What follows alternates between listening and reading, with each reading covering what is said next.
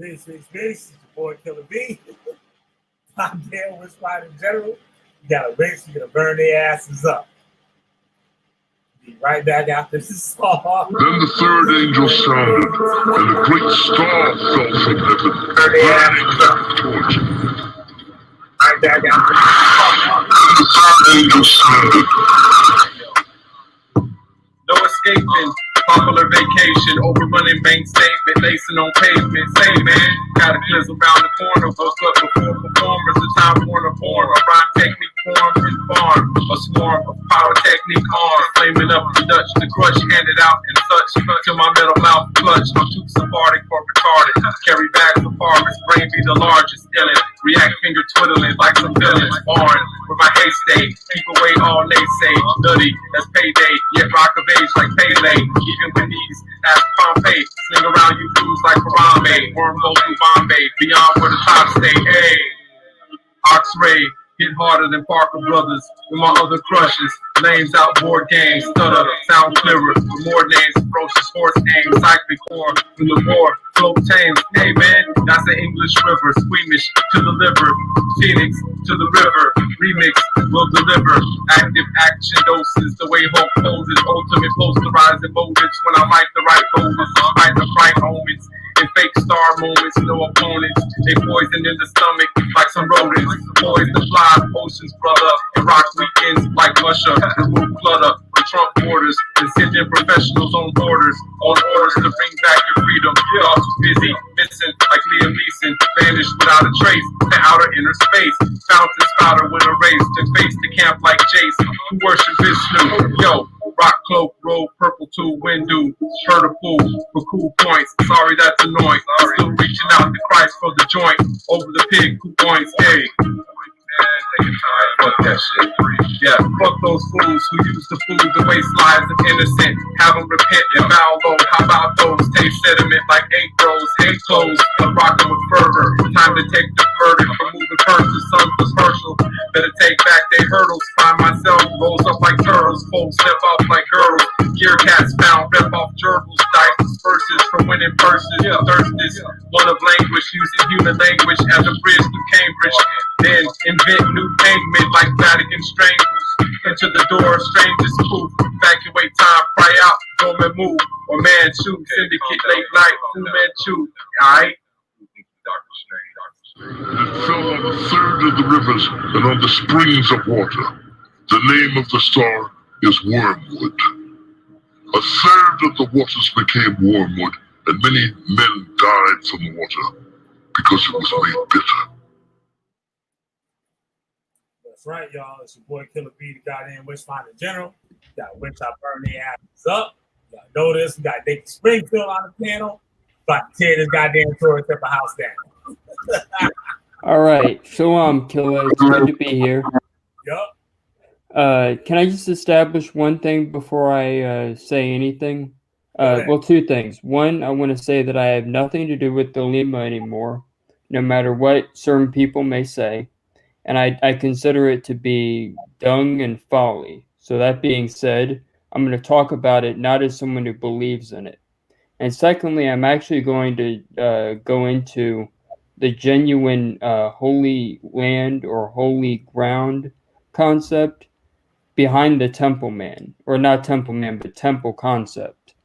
The temple man of Judah Natzarah is a false version of that. We're going to get into that, but I have no reason why I can't teach this anymore because I'm no longer part of a group that tells me I can't. So, just wanted to say that. Right on. Yeah, so that was a good show we had last night and stuff. And after you left, I kind of screwed up because I should have played like the last half of the video while you were Yeah, my bad. I kind of forgot. I had seen your video, the one that you were watching. So yeah, I know what you're talking about, and I saw it not too long ago. But yeah, we can do that right now. Yeah, because there was a lot of stuff that I wanted to get clarified and stuff on some of the stuff I would say. Some of the stuff I said and stuff I wouldn't say was accurate. Yeah, there were little things, but we can get into it. So when you're ready. Yeah, I'm ready. So, yeah, those like, especially when we talk about the Nazarene, there was a lot of Oh, on that video. yeah, that's something that I kind of find interesting.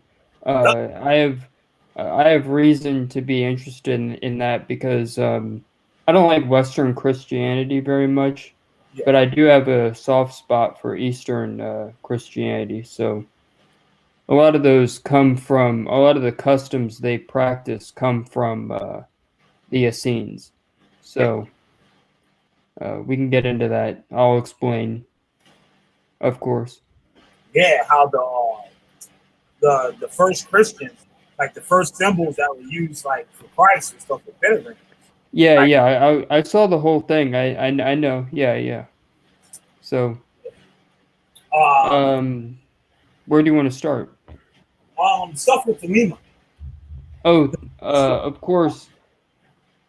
For those of you who don't know, the word thelema means will. It's a Greek word, and it's also been used by a man named Aleister Crowley, who I consider to be. I don't think he was the worst person in the world, but I think he was definitely a very manipulative, cunning, and slick cult leader. The fact that his cult is still around to this day is one of the most surprising things to me. And I really don't like that. I see when I was in that stuff, it was cool to see it in different places. But now it makes me groan because it almost is like a McDonald's of occultism. And the fact that it inspired Wicca kind of makes me feel icky. But Thelema is mostly the idea that that man, Aleister Crowley, received a book that was like the English version of the Quran. So it was basically a 3-chapter book they wrote over 3 days, and it enumerated that the old religions of the world had passed away, and that the new forms of the religion of all the world's religions would change. This was going to be the new Aeon. And Aleister Crowley believed he was the prophet of the new Aeon. So he thought that in addition to the religions changing, the world's magical traditions would also change. And it was this that basically he got these ideas from the Golden Dawn, which he also helped to destroy, sadly enough. But yeah, he took ideas from other places, Freemasonry, the Golden Dawn, uh, Kabbalah, yoga, some other things, and even Egyptian religion. And he mixed all this stuff together. So that's where most of your thelemic stuff comes from. And the grade signs that you were looking at were part of an order that he created and he kind of made up a mythology for. Okay. So the order has different names. One of them is in Greek, it's Astrum Argon. Then there's a Latin version of it, which is Astrum Argenteum. Both of those mean silver star.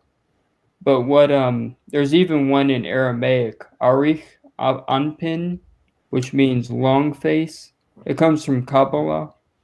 Okay. But what that order is it's supposedly the secret brotherhood that helped to give Aleister Crowley the Book of the Law, or Liber Alveol Legis. So that's supposedly the original Thelemic organization. I almost was a member of that, but they didn't accept me for different reasons. I can't remember. I think there was my email to them would always get lost or something. Something would happen. I think the Most High didn't want me in that. Yeah. But the OTO is a fraternal organization, unlike the Astrum Argenteum.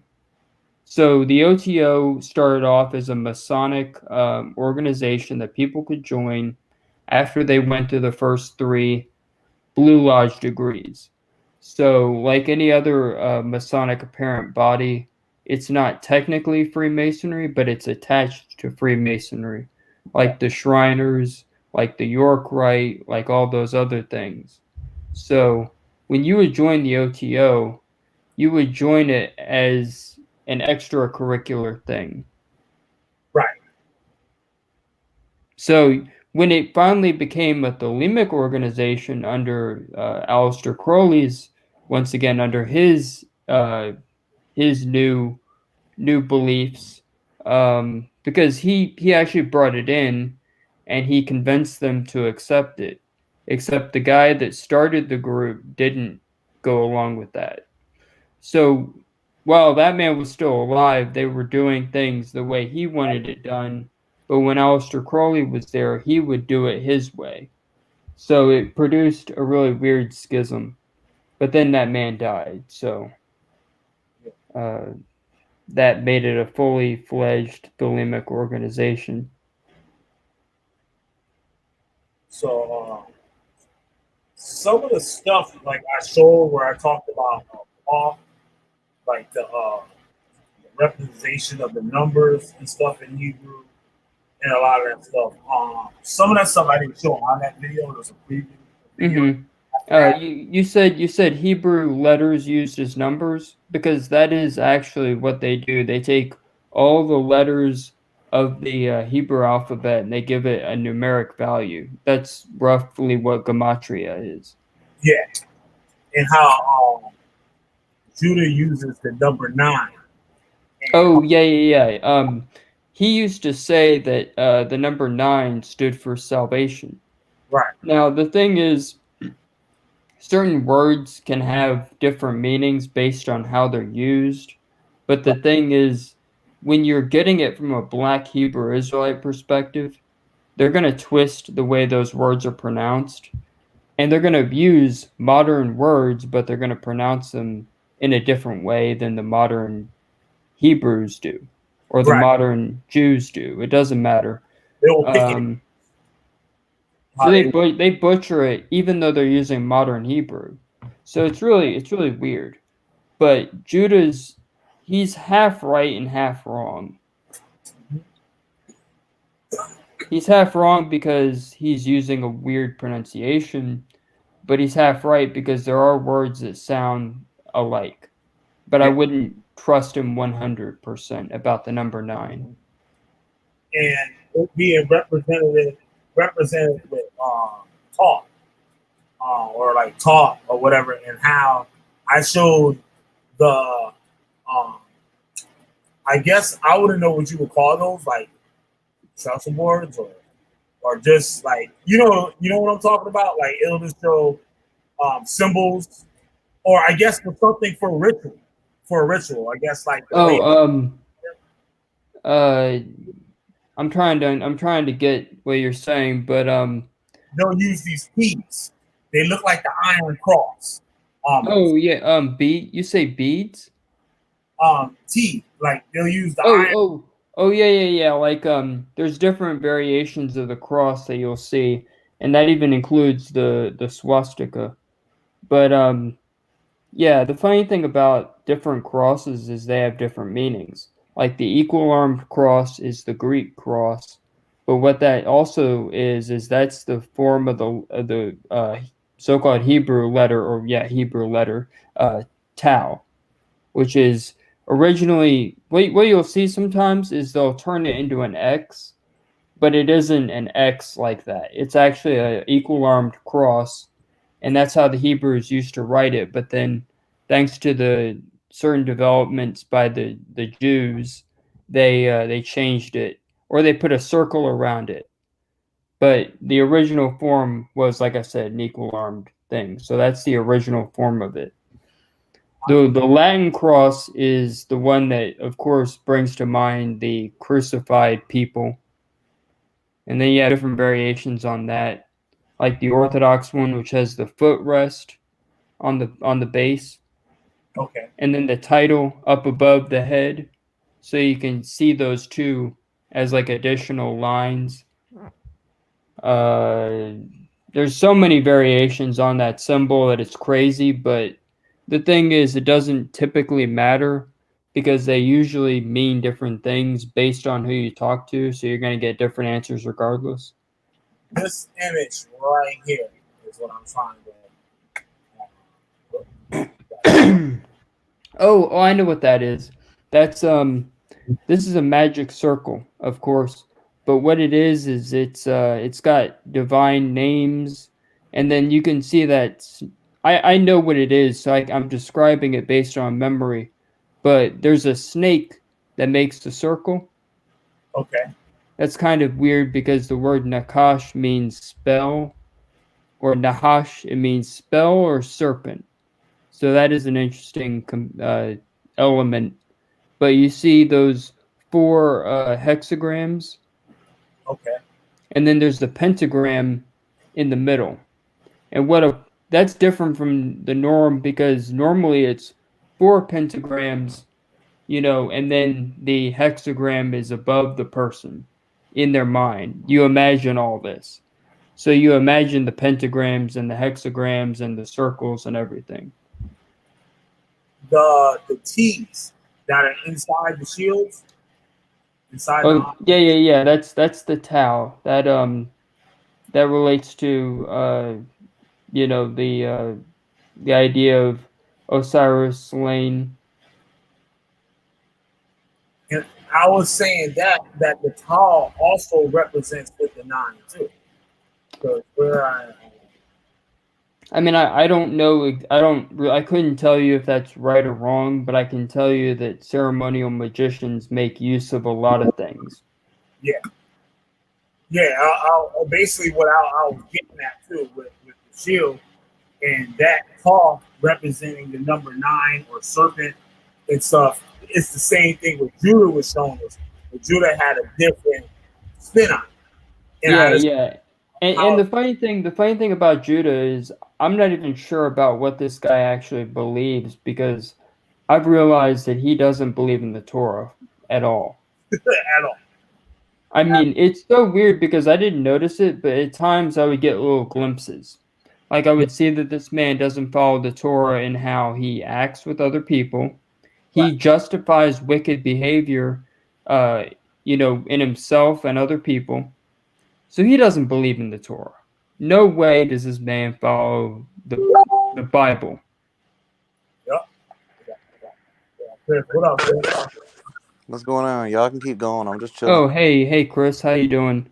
What's up? One of these days, I gotta make it up to you for all the lies I've told and slander. No biggie. All right, cool. As long as you. It's all good. It's all good. All right, cool. If B can forgive you, so will I. I mean, that's good. I'm very grateful for that. You all right, Negi? It's cool, man. It's good. I'm cool. All right, good. Yeah. Anyway, but I was just talking about how just stuff that I used to dabble in, but don't anymore. Galamic witchcraft. And like we see here too, with the Kabbalah tree, it is basically the same. And when I was making the video, I didn't have too much knowledge on a lot of this shit. So like I was winging it, but I was showing the similarities and how the things that he was teaching and the symbols and the representations of these certain things were parallel. Like you could put them right next to Kabbalah and these other occult like sciences and like systems and stuff like that, showing that it wasn't something that he just found on his own. Know what I mean? Oh, of course not. He didn't come up with this on his own. He didn't get this from God. Like look he at didn't this. get this. Yeah. Like look what we're looking at here now with this image. And it's the man. Like you have your lower stuff, the Malkuth. That's like the physical, and then you go up in the degrees. Like you get to the top of the tree. You want to hear something crazy that I found today? This is something that Judah could have used to back up his nonsense, but he doesn't believe in any of this, so he won't back it up. But here's what I found. I'm going to turn on my camera and show you this because I took notes. I started taking notes. Yeah, go ahead. I started taking notes on the Israelite temple. Wait, is that and Boaz and Joaquin? Yep. I don't know, No. but I Killah. started taking notes to come up with my my own understanding of the temple, and I started with the Garden of Eden, which is kind of interesting because that's the first place that it's recorded that God was dwelling or spending any time in. So, what people don't understand about the Garden of Eden is that it was a small part of the world that God created. So, when He created it, there was this little sanctuary. So, that's the very first sanctuary ever created. And then you have the tabernacle in the wilderness. And that was an actual sanctuary for the dwelling of God. So that was a portable one, and it was made to move around, be collapsed, taken from place to place.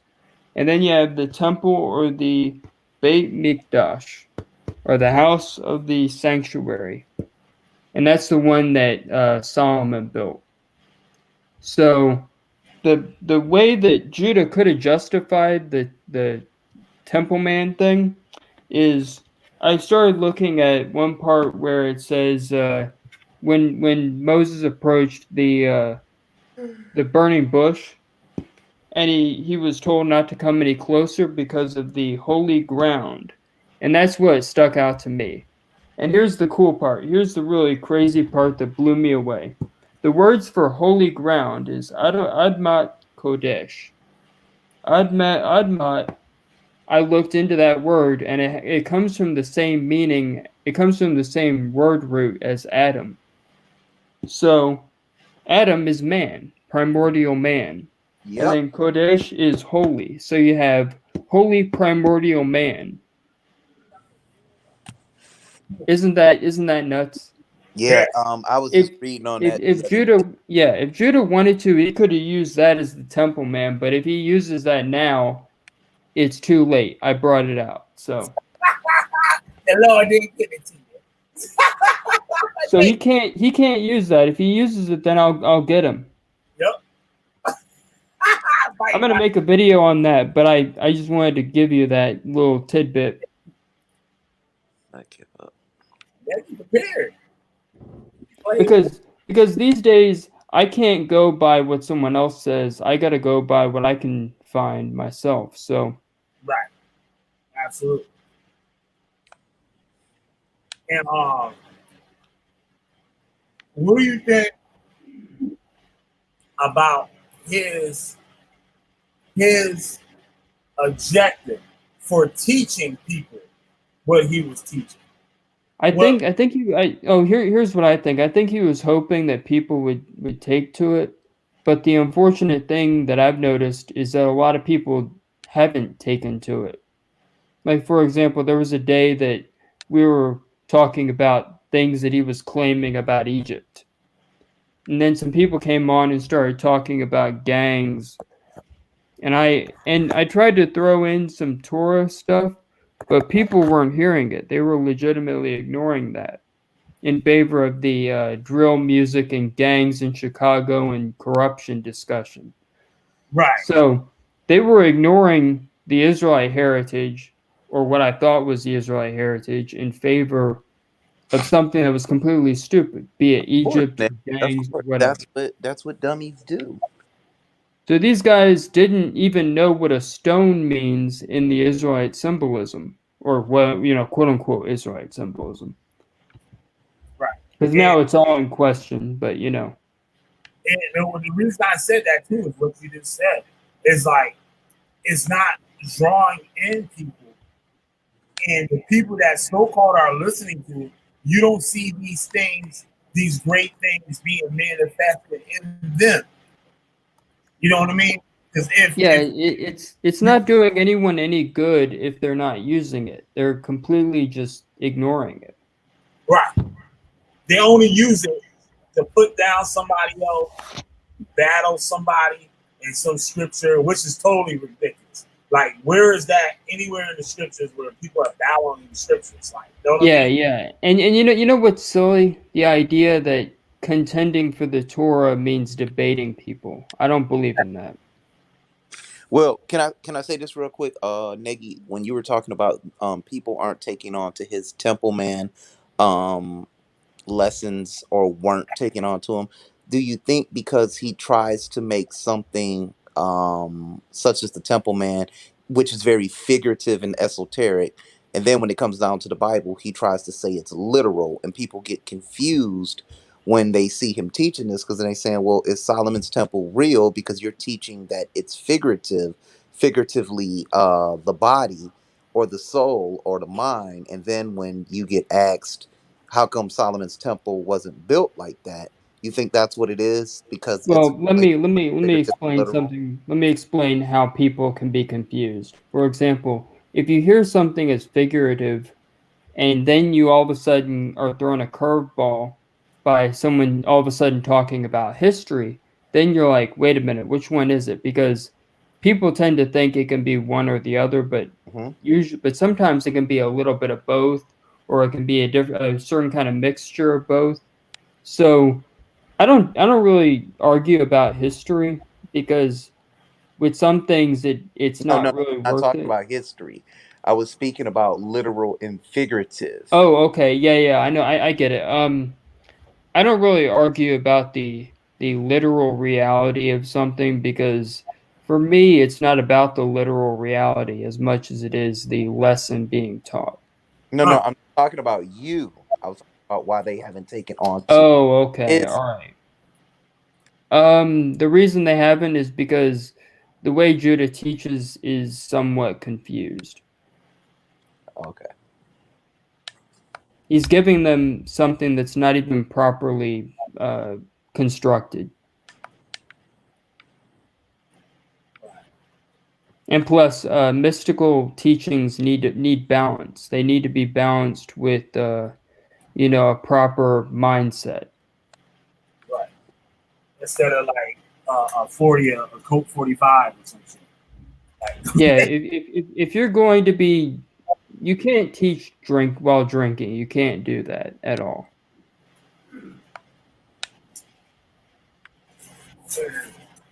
there's so many things that the man has. It's just like it's not. It's even like Chris have said this numerous times. It wasn't what he was teaching half of the time. It was the shit that he was doing representing.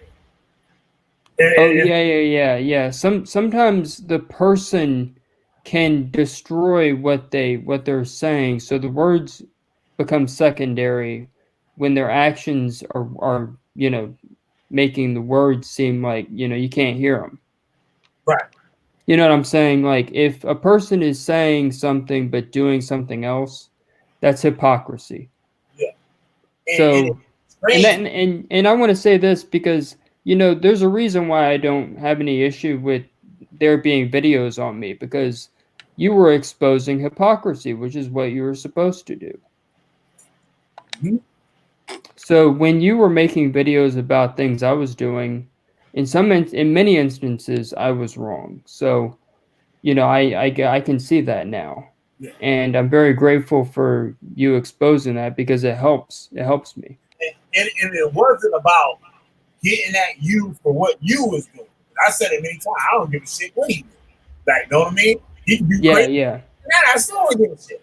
It's about when people are teaching this one thing and then doing this and not being corrected or not accepting correction, and or they're pushing what they're doing, what they're teaching, and what they're doing. They're justifying with the shit that they teach in a false way. Exactly. Yes, that's correct. Like he would turn around and call somebody all types of things. We're gonna hit you in the head with bricks. We're gonna burn you in the wilderness for all this, for eating pork or for celebrating Halloween. And here go this nigga right here feeding his kids pork. So I got a screenshot of the stream the other night with his kid playing with a little witch toy. Oh yeah. That shit's crazy. And you know what? You know what's worse? That's not even the worst thing. The worst thing is that he'll justify any wickedness as long as he wants to be cool with you. Yeah.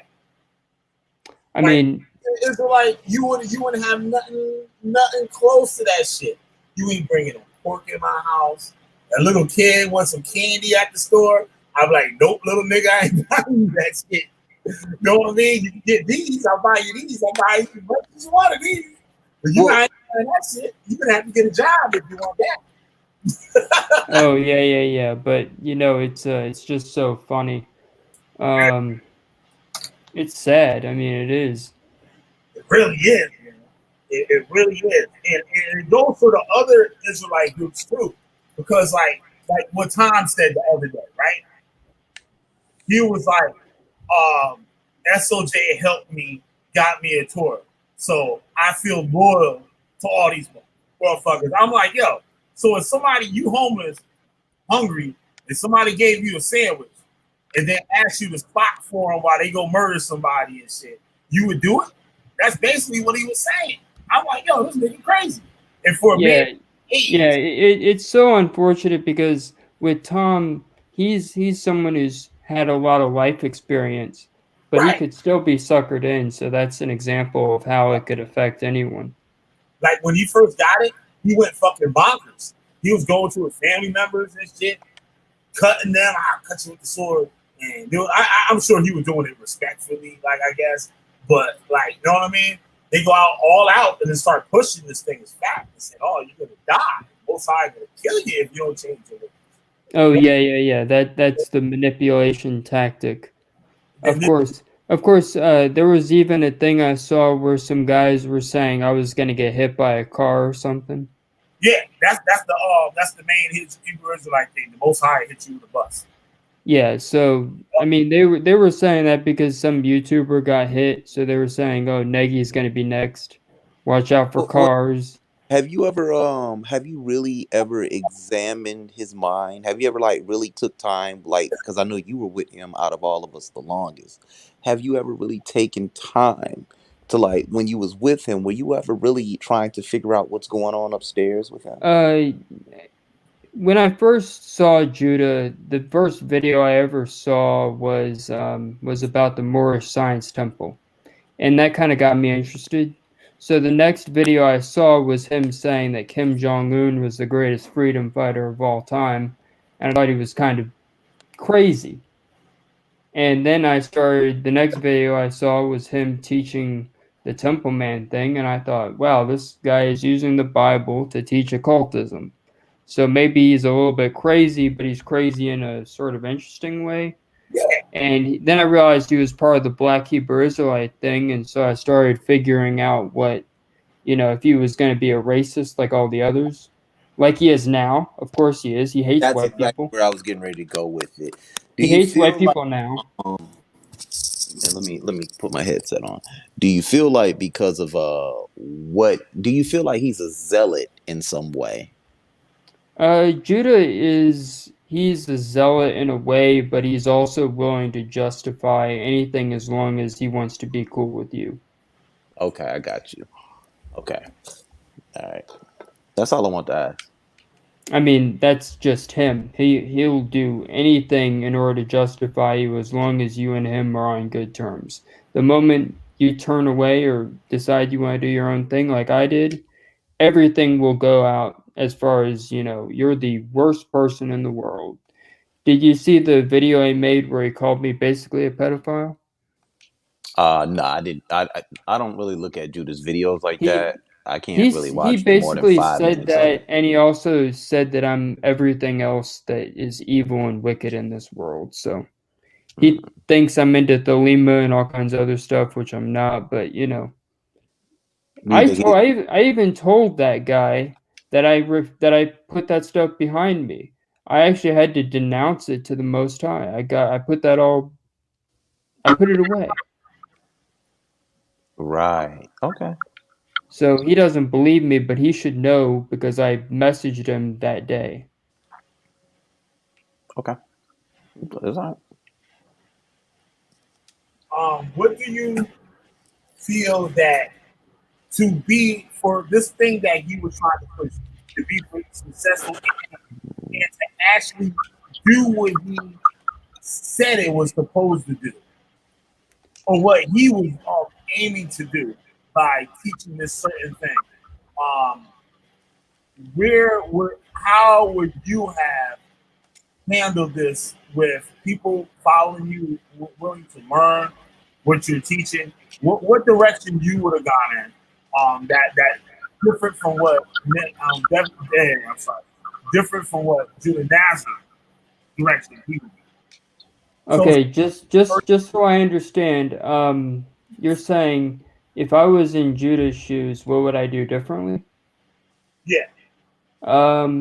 I guess simply put, I would be teaching the entire temple pattern, not just the Hayakal or the Haykal, which is what he did.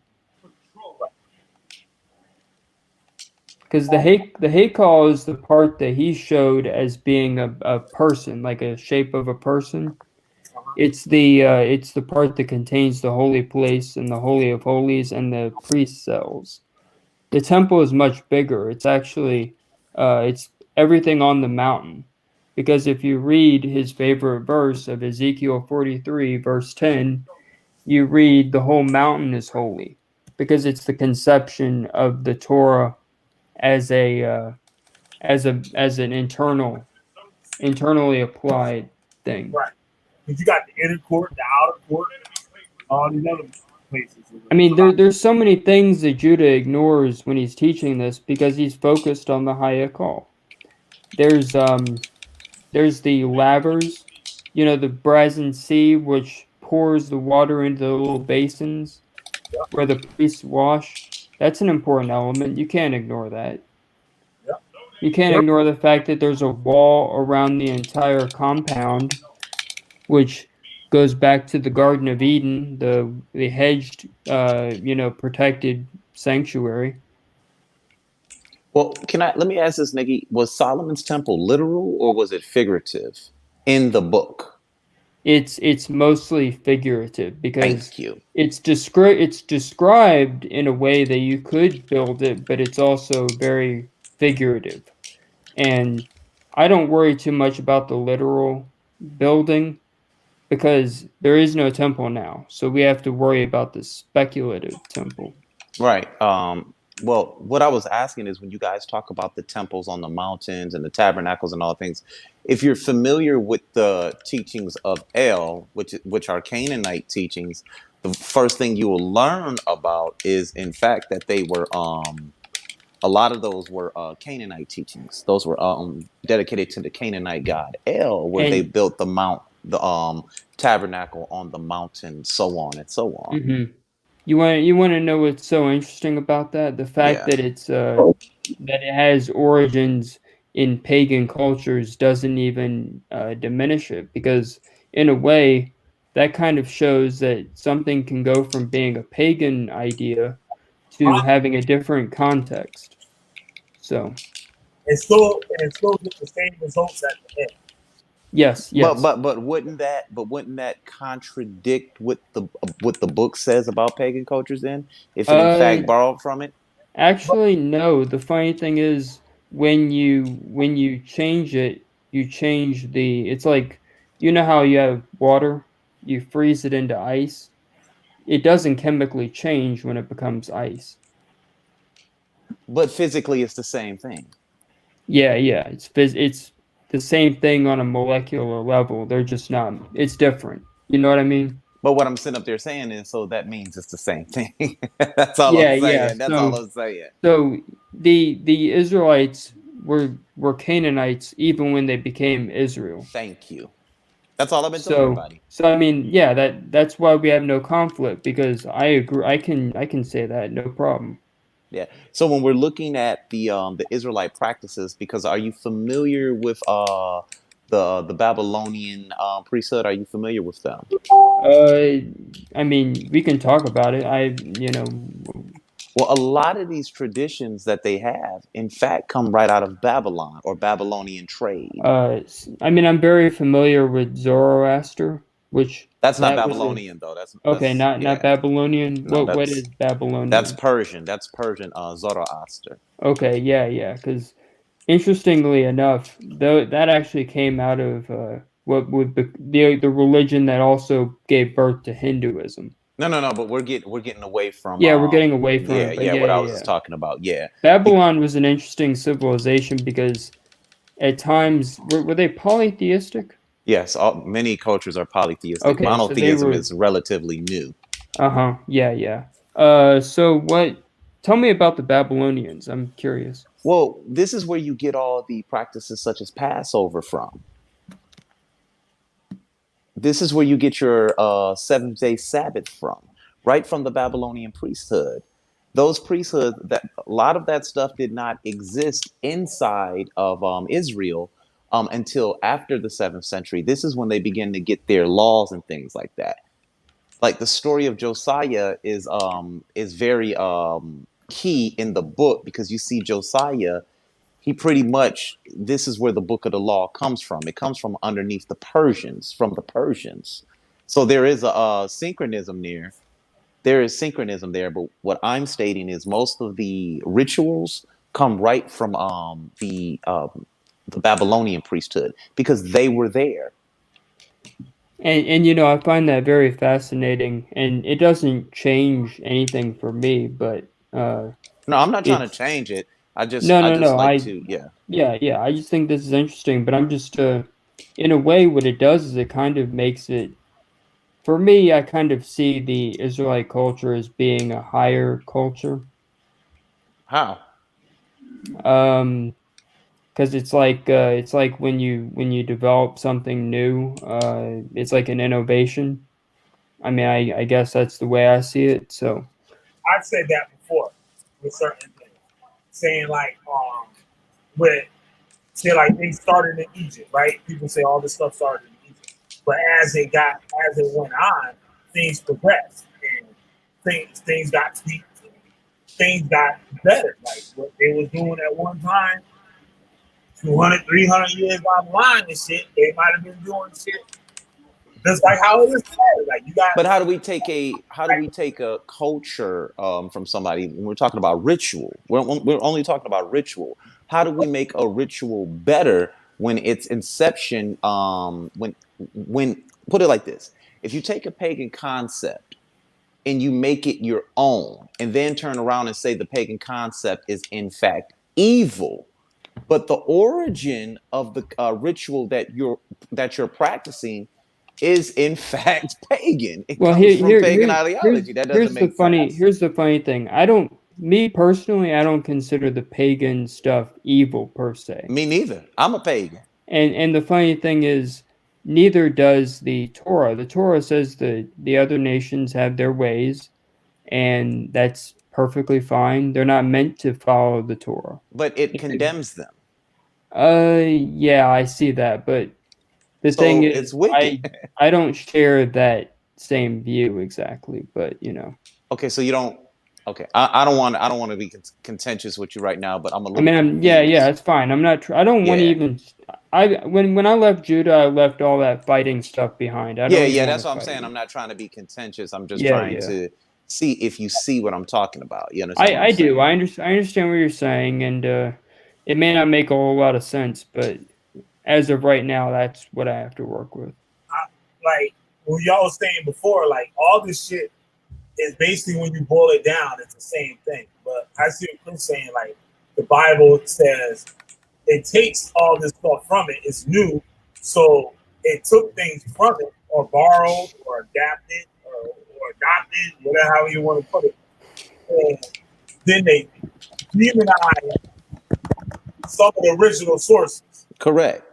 Where it came from. But it was done to help the people. I can see why. Say, like, for instance, I'm trying to do it in a modern term, like in something modern, right? All right, suburb niggas don't hang out with niggas in the project. It's like some shit like that. I'm sounding like Wild Rat. This is Wild Rat. Dumb. He's a dummy. I know. That's why I'm just putting it in dumb ass way. Right. Don't turn into a monkey right now, B. Come on, man. Fuck is wrong with you, bro? Like, know what I'm saying? Like, if at that moment if Now, the what people that they what the spoke, hell is wrong with you quoting Rob Rack on the Killah B show? Is you okay, man? Something wrong with you? Okay, let's continue on. Quoting Rob Rack. I don't know why I rap and say it. Yeah, man. Go ahead, bro. But yeah, I was saying it like if at that time, if those people were on the list of people not to be dealing with, yeah, I can see how they would do that. And still keep the same thing. Because this stuff that's being taught, this shit is universal. It's like a universal thing because you can see it all over the world. Mm-hmm. Where people had no relation. Like you see it all over the world. So this thing is like a blueprint for whatever. Everybody knew this. Like you go in Egypt, they're talking about this. How are they talking about the same thing in Egypt? And they're talking about the same thing in South America. They're talking about the same shit in North America. They're talking about the same shit in Africa. They're talking about the same shit in Asia. They're up in Russia. They're talking about the same goddamn shit. Like, you know what I mean? It's because the original. It would be because the original traveled. It's like it's almost like who had the high civilization first. And so it would be the person who had the high civilization first would be the one who can all over the fucking goddamn globe and shit like that. You say what? Like when people say, well, like basically people would say, oh, it all came out of Egypt. No, I'm not saying that. But I know. I sit up there and said Egypt is not the first high civilization. I know. But I'm saying that like people would say like it traveled. Like I wouldn't say it traveled.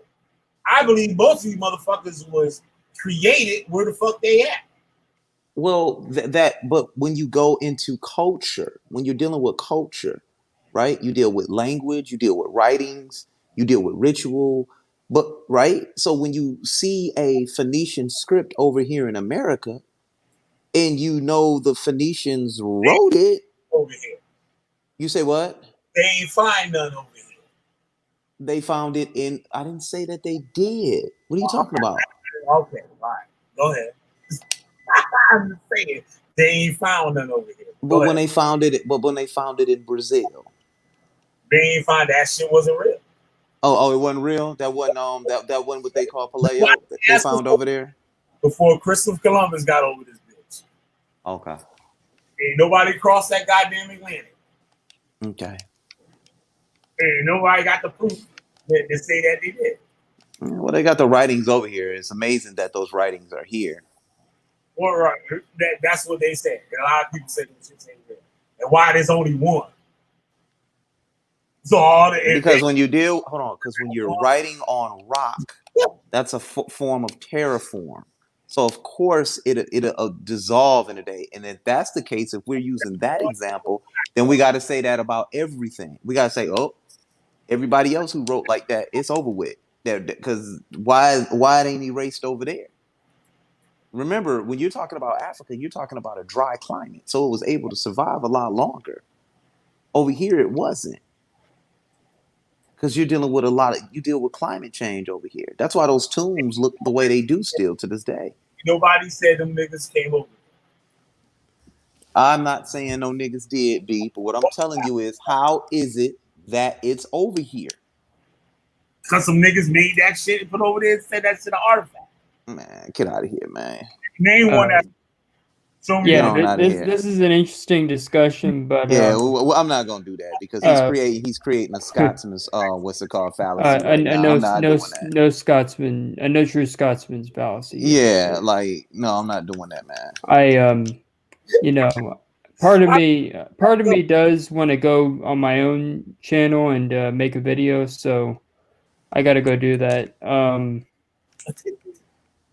I gotta go do that while my thoughts are still fresh. I don't want to get tired. Anyway, but it was good coming on. Thanks for having me on, Killah. I'll talk to you later. Hopefully you got all the questions you needed. Is there anything else? I got some down. I'm gonna have some more though. Okay, all right, yeah, for sure. Hit me up whenever. Shalom. See you next time. All right, see you next time. Thanks a lot, Negi. Yeah, no problem. Make sure y'all go check out the channel. You burn down, Judah out there. and some other things. We'll see where it goes. See ya. Of course. All right, man. Well, Chris Harrison. What up? You gotta show me that artifact. No ass. Stop it. You don't like it when niggas do something, boy. I ain't about to argue with you on that shit. You know that. Ain't finna be arguing that shit, nigga. You hear that, brother? Hey, Rue, brother. Hey, Rue in the building. Oh shit. We're not gonna argue with him, Haru. We ain't gonna tear and beat him up on this show. He'll be looking like Judah in a minute. You want to show me that artifact of the Phoenician in America?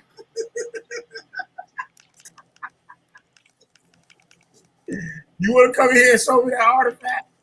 That shit Chris talking about? Chris told what you don't feel like. Hold on. You just sat up there and said, I told you I didn't say it was in America. I never said that. Where was it then? The writings that they found in South America?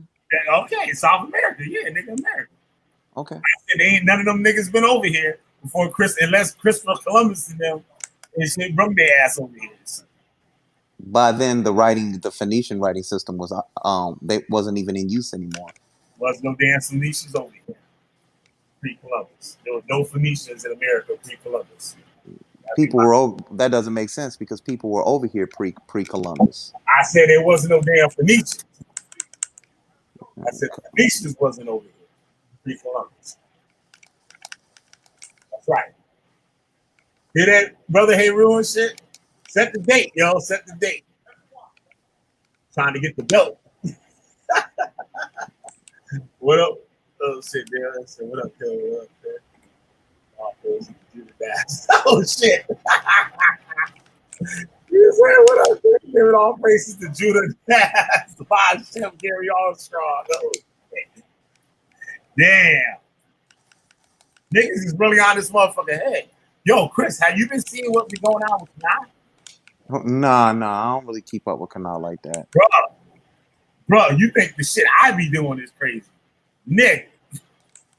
Bro. Yo, they on that nigga head, son. Yo, for real, you remember the part where Judah was calling for help and shit? Said, yo, tell Killah B to stop making them motherfucking videos and shit. Yeah. Yo, they on some shit like that, like for the last 4 days. They've been on that nigga head for the last 4 days. 24 hours a day. Like these niggas is taking shits. Like 24 hours a day, they on this nigga head. Why you lying to people? Explain this. Jawab Qarab.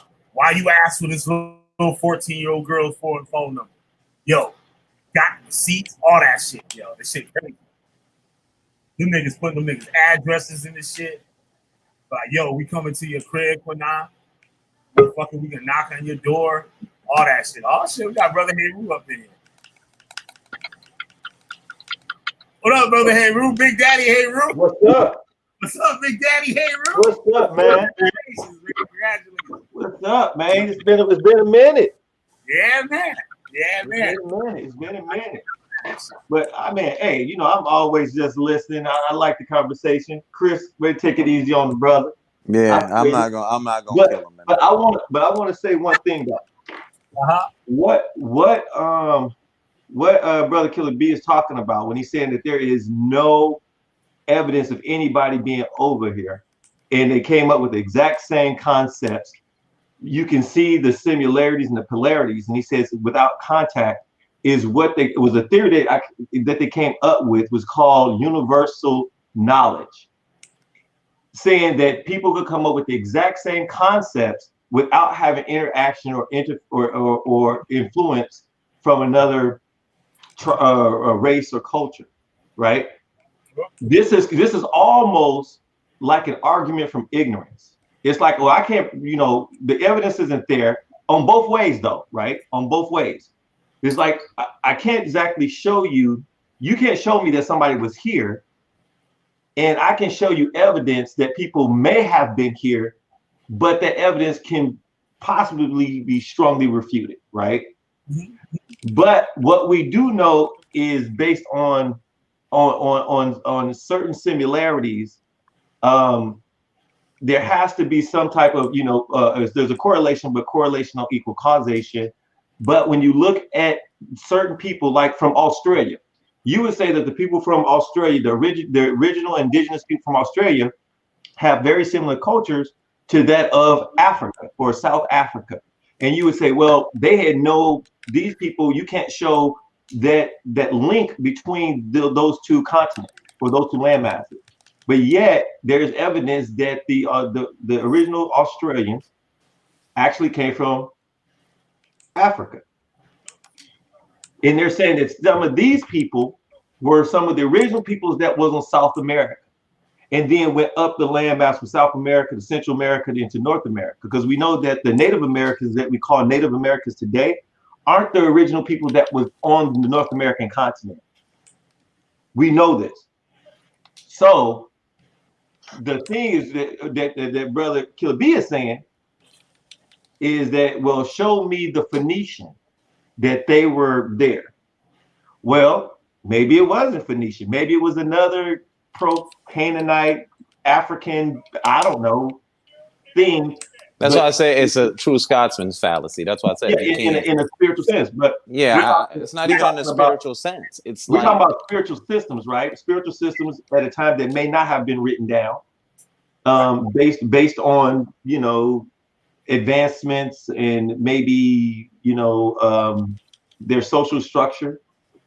And then when Columbus came here, you know, that's when I would say that things were kind of documented from a Western European perspective. Things started to be more documented and laid on paper as far as how the people looked, what were they called, what type of religious or spiritual systems they had, what type of government they had. And I only have one question though, right? And this is one thing, because I heard a few brothers from the was it ADOS or AO, whatever it is.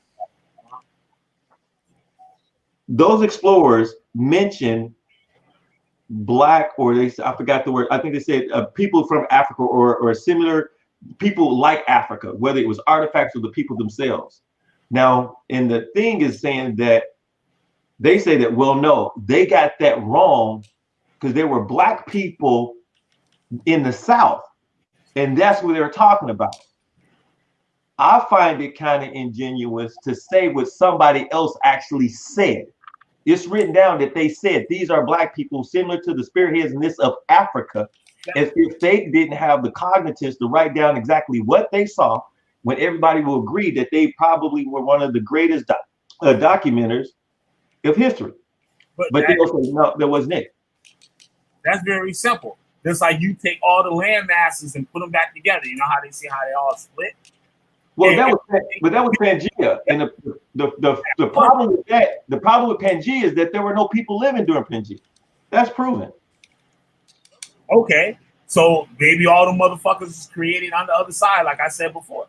That's why I started. Hold on. Yeah. Move on. Let's move on from this one. No, hold on. No, Chris. Wait. Because I'm saying, because I hear what you're saying, Killah. Because what you're saying is that you would, in other words, what you would say is that life was created on Pangea. We'll say in one landmass. As it split up, that life form that was on that one landmass continued to be on the other pieces of land masses, right? When they separated, which took millions and millions and millions of years, right?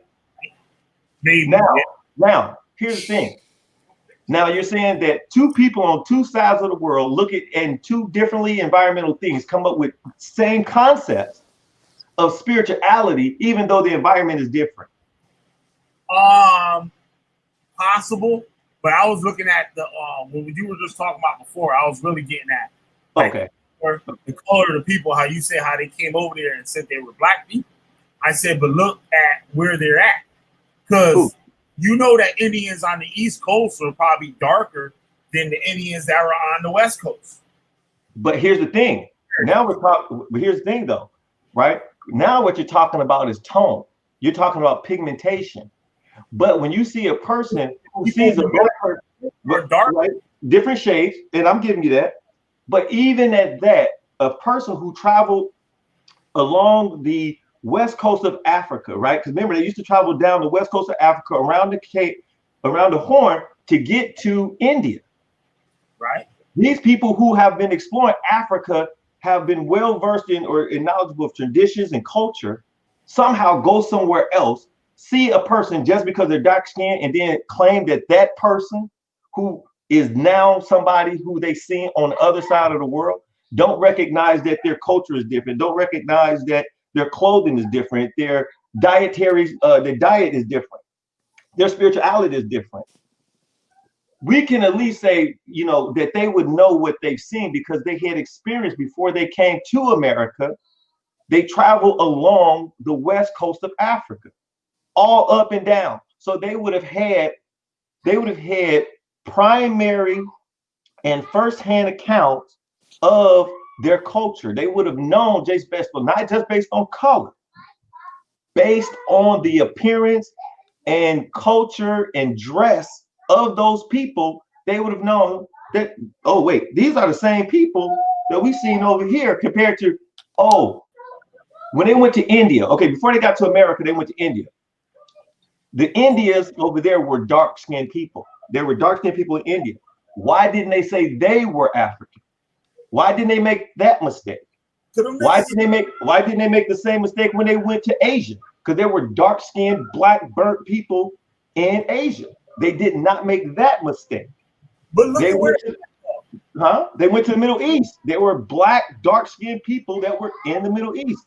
They didn't make that mistake. Huh? What? They are no equator. They are no equator. Here's what I'm saying. Why didn't they say they were African? Why didn't they? Yes. So what I'm saying is that they saw people that was dark skinned all over the world, even around the equator, in Africa, India, Asia, Northeast Africa. They've seen these dark skinned people, right? They have been able to differentiate these dark skinned people from the other dark skinned people. But somehow when they get to the Americas, what we call the Americas, they say, oh, these are the same people that we saw over here. Then it's like, no, they couldn't have. These are the people from the South. So we have to at least take into account that those people knew what they were looking at. If it's in primary, right? This is in primary. This is what, well, we'll say secondary. I don't know. I can't find, because you asked me to look it up. But if this is what they're saying these people said, right? We at least have to take more credit to that than somebody saying, no, that's not what they meant. Because at that point, it becomes just conjecture. It becomes speculation. It becomes interpretation. We get into some different things at that point. Now, I'm not saying that they were, they weren't. I'm not saying, I'm just talking about the argument. Yeah. The Phoenicians and stuff, they were seafarers. That's what they were known for, right? In the Mediterranean. So if there's, I would say just how Chris said there ain't no artifacts and saying got no goddamn Israelites on. I say the same thing for South. There ain't nothing on there that saying nothing about no goddamn Phoenicians, no Israelites, none of that bullshit. Like all that shit, pseudo ass shit. And like say none of that shit is real. Now with people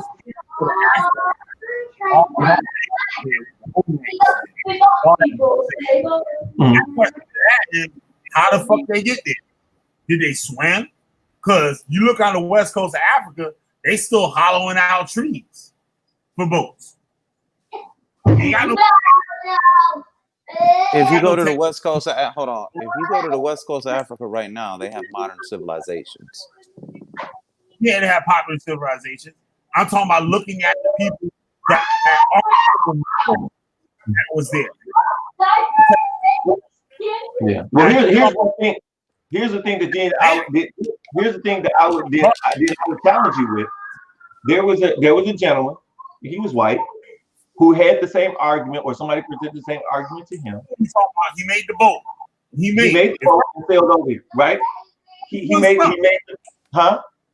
the first one sunk. The first one sunk. The Well, second but here's the thing though, it wouldn't matter if the first one or the 100th one sunk. If the 101 got over here, then they got over here, right? and what his model was, they had no boats from back then. He took his model from a little tiny ship model that was found in a tomb. That's where he got his model to make the ship to get over here. So they don't got no What ship? plans Where or was whatever the fuck they were doing. Well, where was the model found? You said in the cave. Where was the cave located? The cave? Yeah, where was it? Where was the model when he found the model that he built the boat with? Where was it found? What continent? It was in one of the pharaoh's tombs. There was some tomb or something like that they got of it. Like okay, so that was one. The one I'm talking about, it was a guy who was from it wasn't from Egypt or Kemet, it was from the west coast of Africa. Is where he found the boat, and I have to find the article. The only writing I know of that saying that they came over here is one that dude wrote. What was his damn name? Coach, you know what I'm talking about. The guy that wrote the book that mentioned the pseudo ass nigga I be getting. Which one was it? Not Chancellor Williams, was it? I think it's Chancellor Williams or the other dude. I forgot which one it is, right? Now, what he uses is not factual. Now, Ivan he Van referenced Sertima where it was. Ivan Van Sertima's book has already been debunked. We've already debunked Ivan Van Sertima. He got a lot of things wrong. Yeah. Well, I'm not even talking about Ivan Van Sertima. I'm not even talking about Ivan Van Sertima, or I'm not talking about we were here before Columbus, or they came before Columbus. I'm talking about huh? That's only Ivan Van Sertima out of the 3 claims of people coming here across the Atlantic before Christopher Columbus. Yeah. There's only 3 claims. Well, Christopher Columbus made it to Spain. I mean, made it to India. He did. His ass made it. His ass didn't even make it to the mainland. His ass. That's what I'm saying. Like, I don't know why people always say that. His ass never made it to North or South America. He made it to Cuba. He made it to the islands. He made it to the islands. Yeah, but how do you know how to get here? Who was Columbus's first mate that showed him how to navigate to get over here? Now that's another one. I know what you're getting at. You're getting at how they say the Moor navigated them, right? I'm not saying it was a Moor. I'm not saying it was a Moor. I'm just saying it was a black person. Okay, it was a black person. We can do that too. Okay. But navigation doesn't mean that he knew how to get there. Well, what I'm asking, the navigator tells you what direction you're going in. What I'm asking, what I'm asking is that Columbus.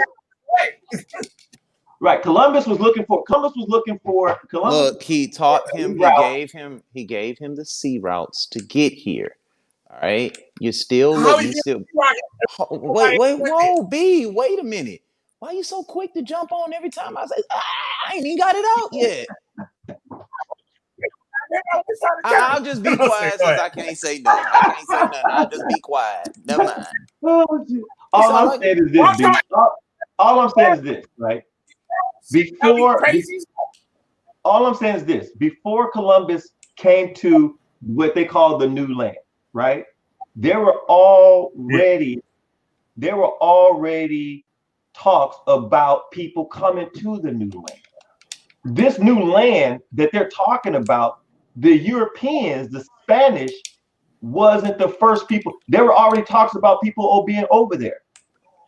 He just happened to come. I don't believe that. So he just happened to come over there. Yeah. So what we're talking. So the only thing that Columbus, when Columbus got here and he brought the globalization of capitalism and terror amongst the West, it's in the West. Like I said, Columbus didn't even know how to get. He had no idea about, He didn't have any idea about how to get there. That's why he had his first mate. Because you got to remember, Portugal, they had lost all maritime. They only knew about what was around it. What were they trying to do? They were trying to get to India. Right. So how were they getting there before? Let me ask you this: how were they getting there before? Right. The way before they had to go around Africa. Okay. Right. Stop there. Okay, stop there. What was Christopher Columbus? What was Christopher Columbus' experience in education as far as the maritime law? Say that again. What was the Africans taught them? The Africans taught them. The Moors taught them. Right. They ran Spain. What was his experience? And what was his education? Right. So somebody had to teach him about maritime law, about currents, ocean currents, and about land mass, right? Somebody had to teach him these things. Didn't notice.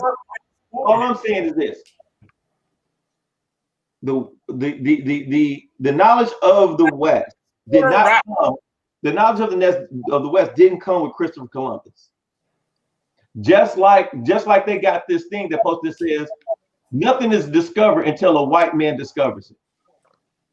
Nah, y'all just put that Afrocentric shit on there, right? That's not Afrocentric. That's not being Afrocentric. Because I'm saying this, right? So how did they didn't have any boats. Let's say they didn't have any boats. Hold on. Y'all. Okay, never mind. Explain to me how the Africans got to Australia. Did they swim there? Maybe by boat. Maybe they was there when that shit flipped. When that shit split open. Well, they say they okay, right? Just like how Indians are over here, right? You got Indians that are northern part where people came that were darker skinned, like you said, they look like Africans or whatever, right? Look at where they are. Right on the west coast of Africa, the motherfuckers probably look just like them. And just like on the other side, the west coast of America, you got the Native American Indians, they look Asian. And everybody knows because they're a mixed breed of Mongol. They're a mixed breed of Mongol. They're a mixed breed of Mongol and Asian. They're hybrid. Right. But the Asians were the first ones that had ocean bearing ships. They were the first people to have ocean bearing ships. So it makes sense that they came over here from the West Coast because they had the ships and the technology to do it. Where people on the other side didn't have that technology yet. That's what I'm getting. So you're claiming that a person who has a bigger boat in certain technology. No, I said ocean bearing. Most people, the best they had was sea bearing boats. Great.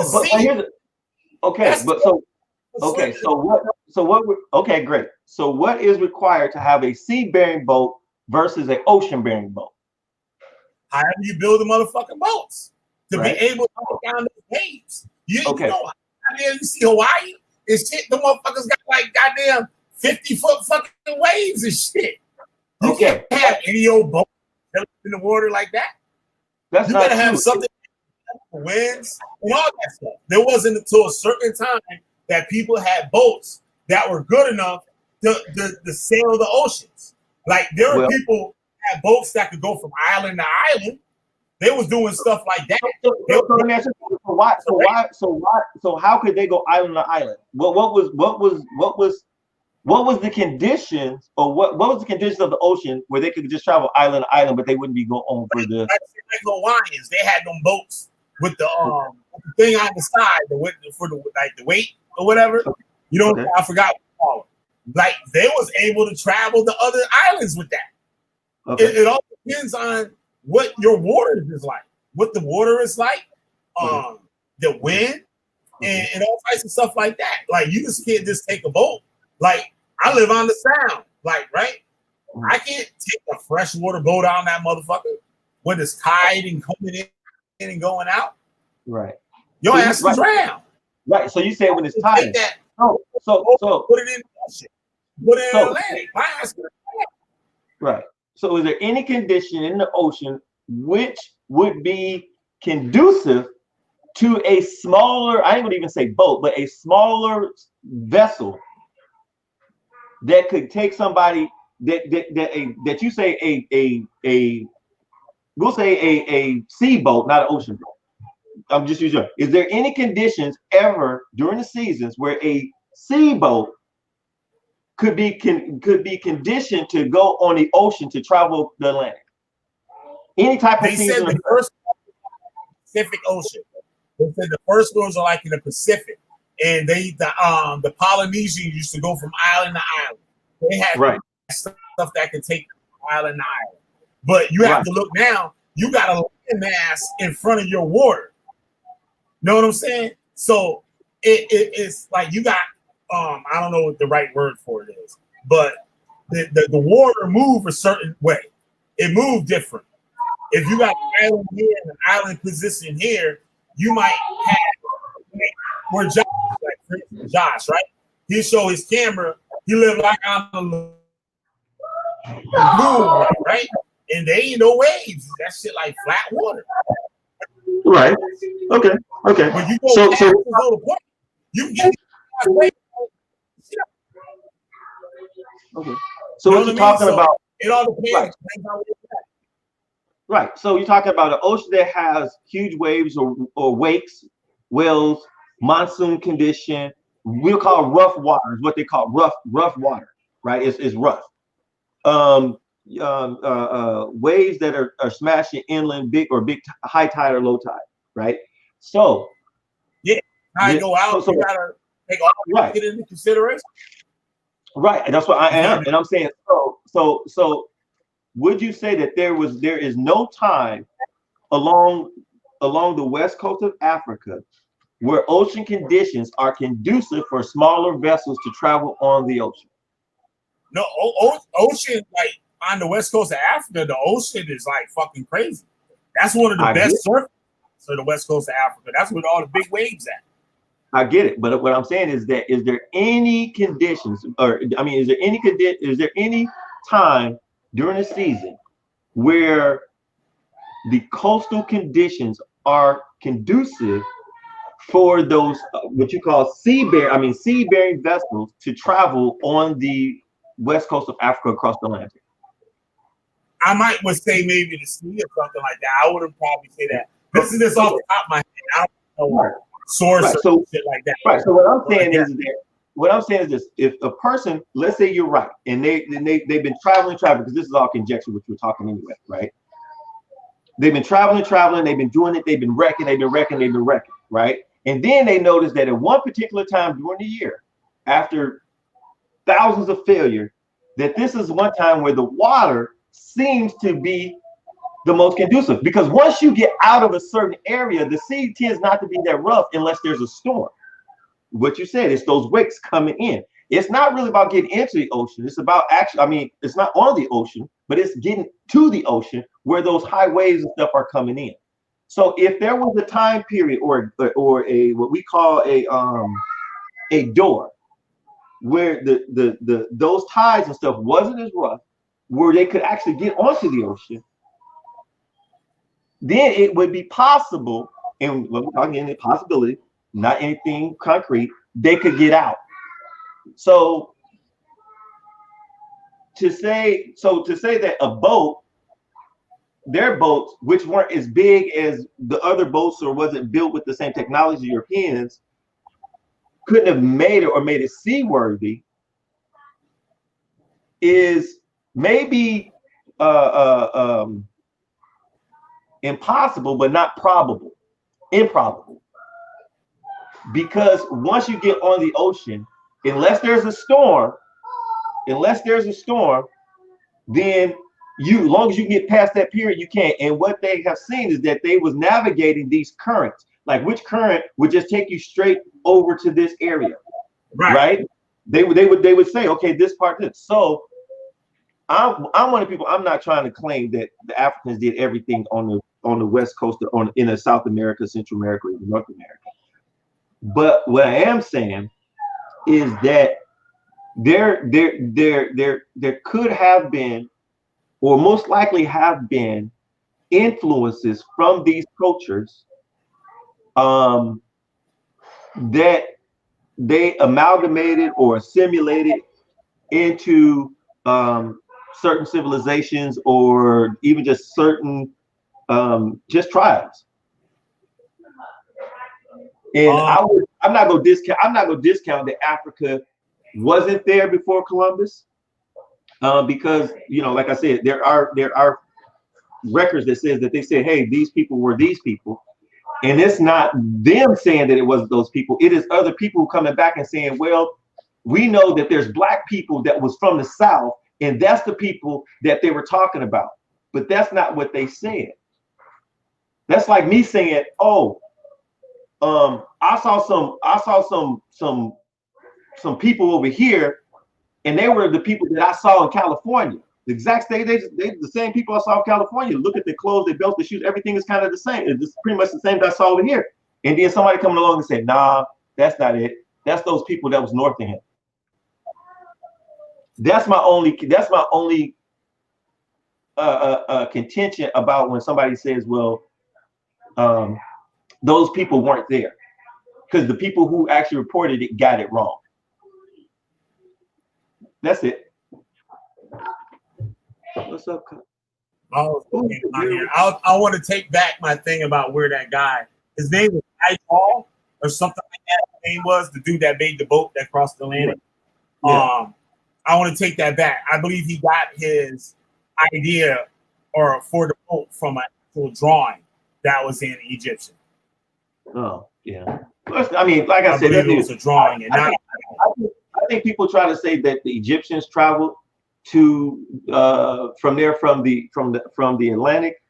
To me, I think that makes less sense for them to go all the way across Africa to go to the Atlantic when they could just go to the Pacific and hit the west coast of America or the west coast of South America or join the island. The Phoenicians live even farther. The Phoenicians live even farther. Yeah, but still, to me that still holds true. Like, why would for them to do that, right? They would have to Phoenicians. They would have to cross Europe or to the west coast of Africa to get to the Atlantic, to go. You know what I'm saying? To go across the Atlantic into the new land when they could just go east and hit the Pacific and accomplish the same thing with less travel.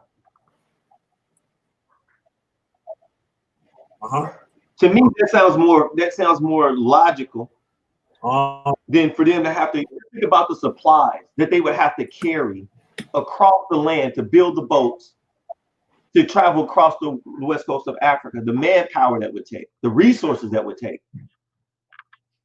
So, I mean, that's why I say, I'm not saying they didn't do it. I'm just saying, to me, it doesn't seem logical for them to go across the Atlantic when they go across the Pacific. That's the whole reason why I was looking. I was looking for my source here.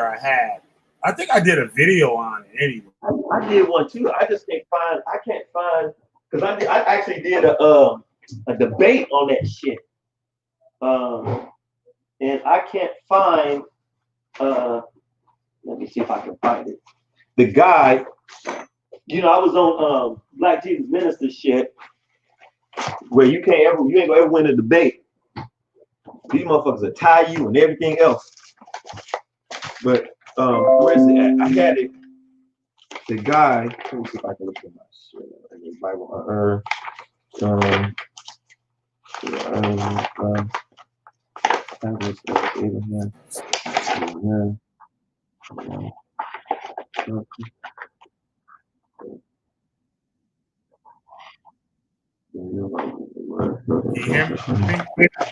I'm trying to find where is that thing? Because I got that guy article of the guy who said he did all that shit.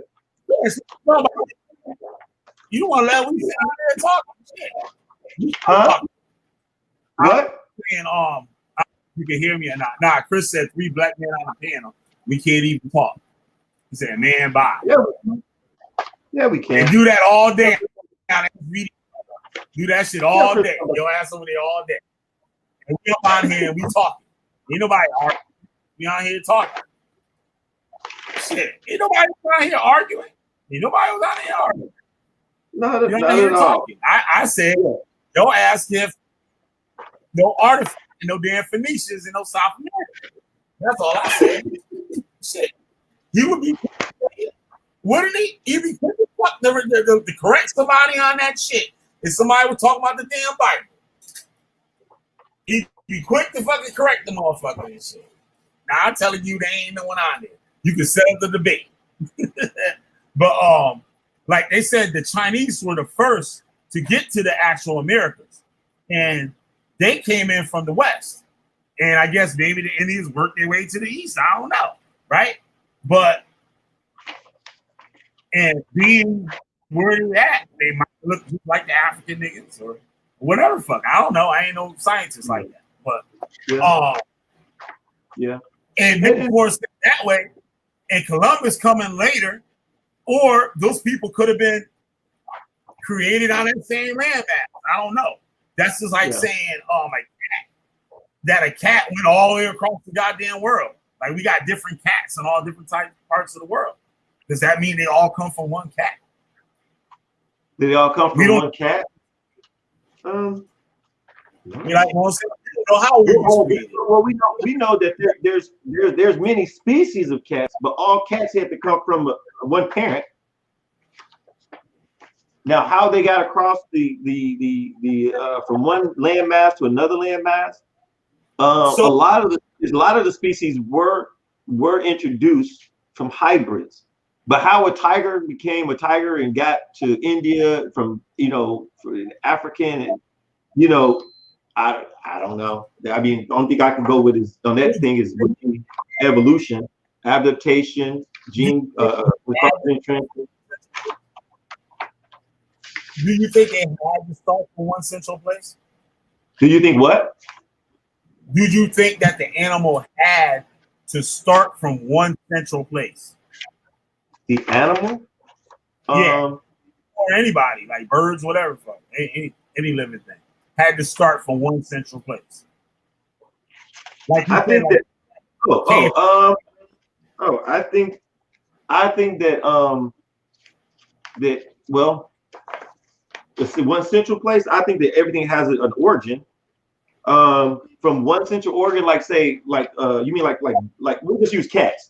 So do I believe that all cats came from one central place? Like say the little small cat in South America compared to a lion. How did that shit happen? Let's keep it funky.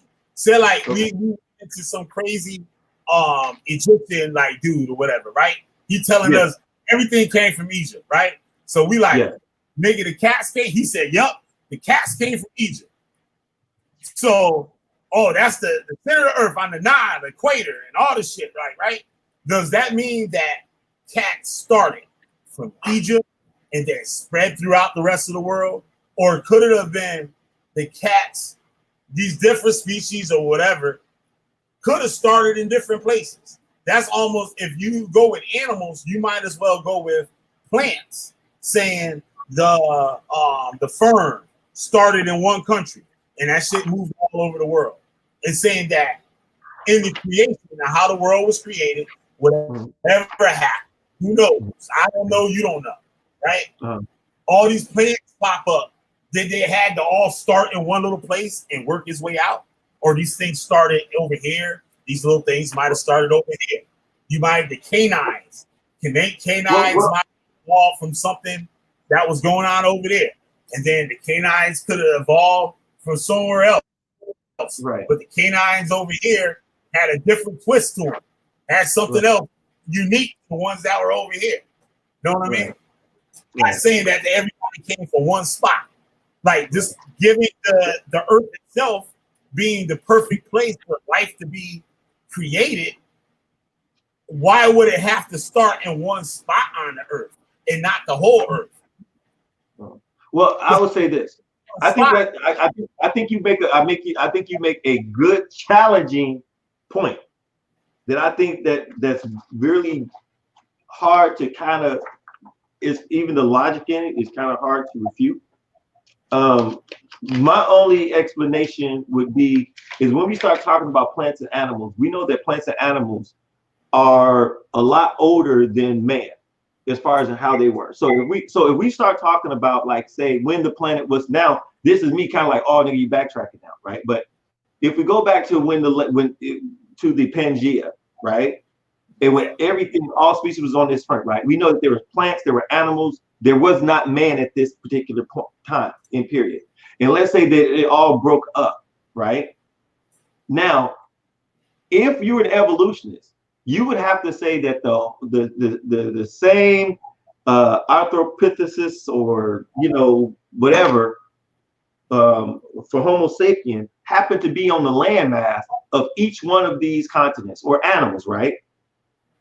And from there, based on environment, they then changed, they mutated, and they evolved, and they adapted to their environment.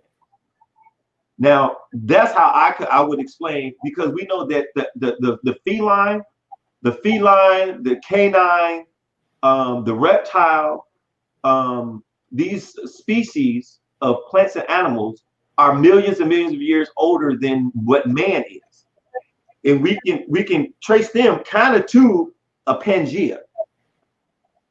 So we would have to look for man. When did man come up? Now you can say, okay, well, maybe now we can trace man back to that particular point. Then I could say, yeah, your logic and your stance sounds solid, but I can't trace man back to a point on this planet where it was just one, because we know that man is only so many million years old. Even if you go back, as they say that in the Egyptian records, and some Egyptologists will date it back to 40 million or 20 million years, 30 million years. If they go Homo sapiens sapien or Homo erectus, those only go back so long. Oh, that's what I wanted to say too. I don't know too much about all that stuff, but I saw this chart, and it was showing where the Homo erectus, you had the Homo sapien, and you had a Homo something else. Now, it showed these other species around before the Homo sapien came. Yes. So where they were, like in Europe and in Asia. Yes. In Europe, like the northeastern Africa, and Europe, like in Asia, right? The Mediterranean was the Homo erectus, right? Right. Then the Homo sapien overlapped half of the area in Northeast Africa and all Southern Africa and the West Coast. Was Homo sapien. And then there was another Homo something else that was like in Europe, sort of like. But showing those two were around before the Homo sapien, I believe. Or could be just correct. Right, they were, because Homo sapien with the classification of what they could call like modern man. Right. Yeah. So what I would say is, you would have to, and a lot of it is what I believe is that they haven't done a lot of the archaeological investigation and diggings in North America to try to, as far as in the anthropological, is that right? Anthropological studies in the South America that they did in Africa, or even in the Middle East or in Europe, to be able to truly do a comparative study of what is actually there. The only thing they've done is the pyramids and the mounds and shit that's there.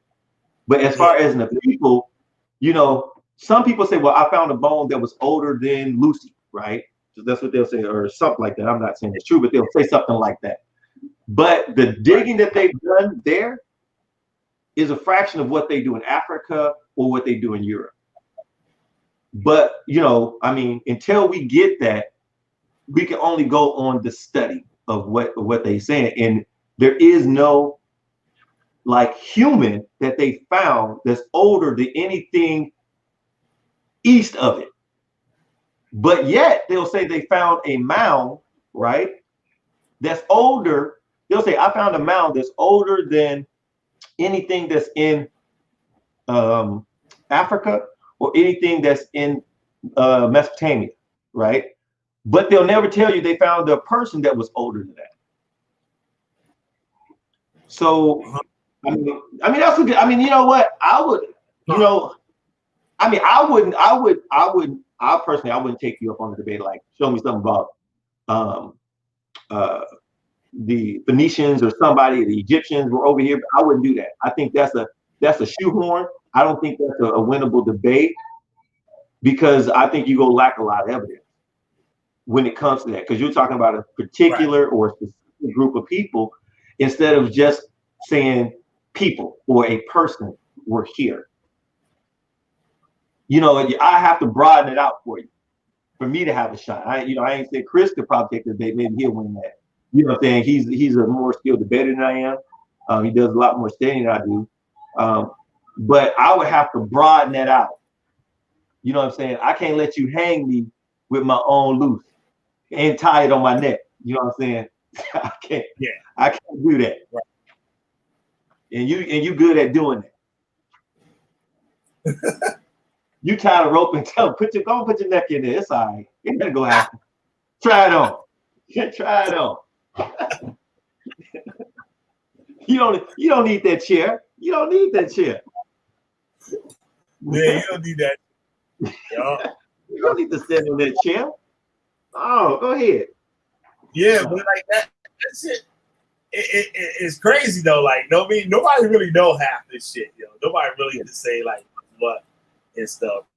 But yeah, I'm willing to do a debate on that and shit. They ain't no Phoenicians been over this motherfucker. Shit. I challenge Chris to debate on that shit. So I come with my rope, with my little rope. People are making a statement. Making a statement.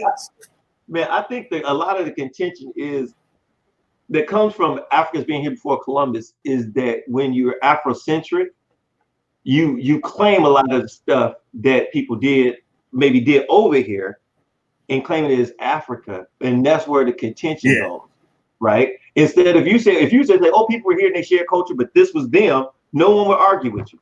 They'd be like, oh, okay, whatever. But when you're trying to claim someone's history or trying to attribute someone's culture as your own, then that's where the contention may be. And I'm not saying that it's not, and I'm not saying it's not. There's a lot. I did a debate about the Olmecs with the dude. You know what I'm saying?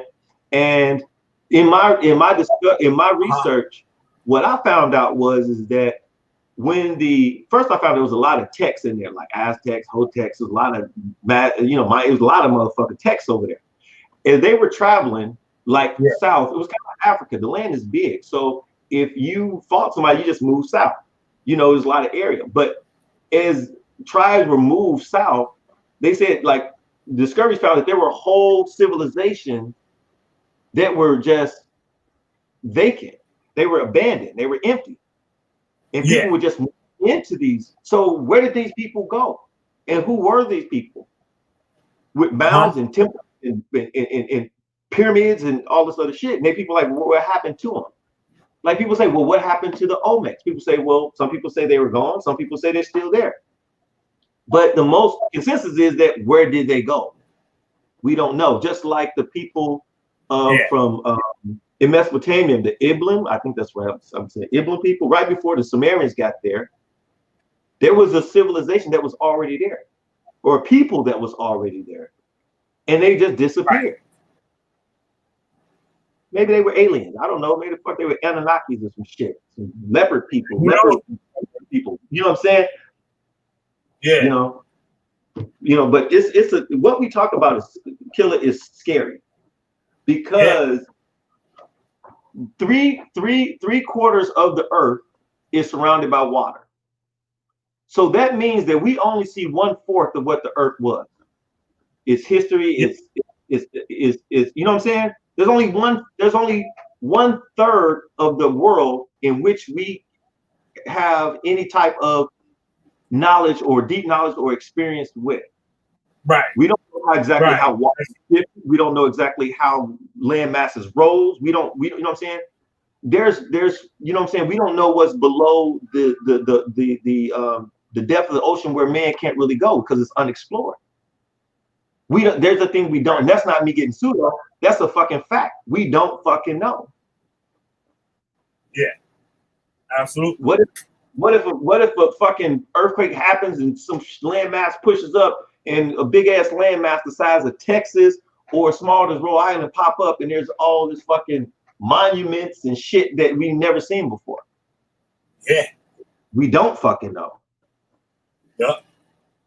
You know, that's why I like that saying. That should be crazy, right? Yeah, I like that saying that Ray Higgins says. Ray Higgins says, get a circle. They put your hand in a circle. He says, inside this circle is what I know, and outside this circle is everything I do not know. I love that quote because he's right. Fucking, we don't know. We make theories to understand the world and what we call the heavens and space as much as we can based on our mental capability to even our best of the people. But even them motherfuckers don't know. What a wormhole is. Most of you ain't never went through a wormhole. You ain't never saw. You can say you saw a wormhole, but how do you really know it was a wormhole if you didn't go through it? Yep. How did you test it? You know what I'm saying? Like, how did you fucking test a wormhole? Because until you test it, and then you can prove it to be wrong as well as right, you don't know what it is. You have no idea. We don't know what the fuck is up next. For all we know, we could be a cell of something that's so much bigger, and you know what I'm saying? You know what I'm saying? It's just crazy. Yeah, it could be. Yep. We could be inside somebody's body right now. Yeah, who knows? We don't fucking know. We could just be something crazy. Yep. Yeah, we could be a fucking organism that just happened to take a manifestation of something that we experience, and all of us is working toward different things. You know what I'm saying? Maybe black people are white blood cells, and white people are red blood cells, or maybe these people are fucking bacteria, or black people be viruses, yellow people. You know what I'm saying? Who fucking knows? Yeah, that's real though. Yep. That's some scary shit. That's why I say people. That's why I say this. There is no God. God is only what your imagination makes your reality to be. Yep. That's it. You are insignificant to the scheme of this world. This planet is insignificant to the universe. Yeah. You know what I'm saying? Because if the Earth ceased to exist, blew up, whatever, the universe ain't gonna stop. You know what I'm saying? The sun could wipe us out and wipe out our universe, but the galaxies and everything around us is not going to fucking stop. Yeah. They're gonna be still chilling. You still be fucking chilling. That's why I said people don't understand. You know what I'm saying? If you want to believe in God, go ahead. Yeah. All I know is that you ain't blowing no fucking horn. You ain't saying no prayers, no chants, and you're not changing the outcome of what is the of life as it exists for everybody in the world or your environment. You know what I'm saying? You will change the things that are around you and things that you are indirectly and directly connected to in your general area or space. But as far as like what we do don't have shit to do with Mars, Pluto, Saturn, Jupiter, nothing. Yep. Right? Won't be leaving time soon. You know, learn. It's it. You know, and as me calling Kemetic, they said, well, you believe in no. And I really don't give a fuck what you can tell them what you like, but whatever they believed in there and they practice is what they believed in practice as in how they saw the world. That's what they did, and that's what they did to get through. I see those same principles in my time, and I see them more as a metaphysics then I see it as something that is physical or literal. Right. So if they believed it to be literal, I don't care. I'm old enough to know that it's not. Just like I believed when there was a Santa Claus when I was younger. And as I got older, I realized there ain't no fucking Santa Claus. That's mama and daddy buying my shit. And then when I became adult, when I was younger, when I was a young adult, well, when I had kids, I started out to teach my kids the exact same shit that I was taught. And I changed their reality. And then as they get older, their reality will shift again. Yep. So, but yeah. Yeah, this shit's crazy. Yeah. But I'm gonna head up out of here. We're almost gonna. All right, man. Hey, I appreciate you having me on, man. Let me know if you got a debate with somebody on that shit. I'd like to see that one. I'm gonna beat the Chris and shit. The goddamn years. That's hey, what hey, you debate Chris if you want. Chris got some rhetoric, man, that it might get your ass. I don't know. Chris will fact find some shit on your ass and do that rhetoric shit. All right. Some Peter words is coming out of my mouth. The words is coming out of my mouth.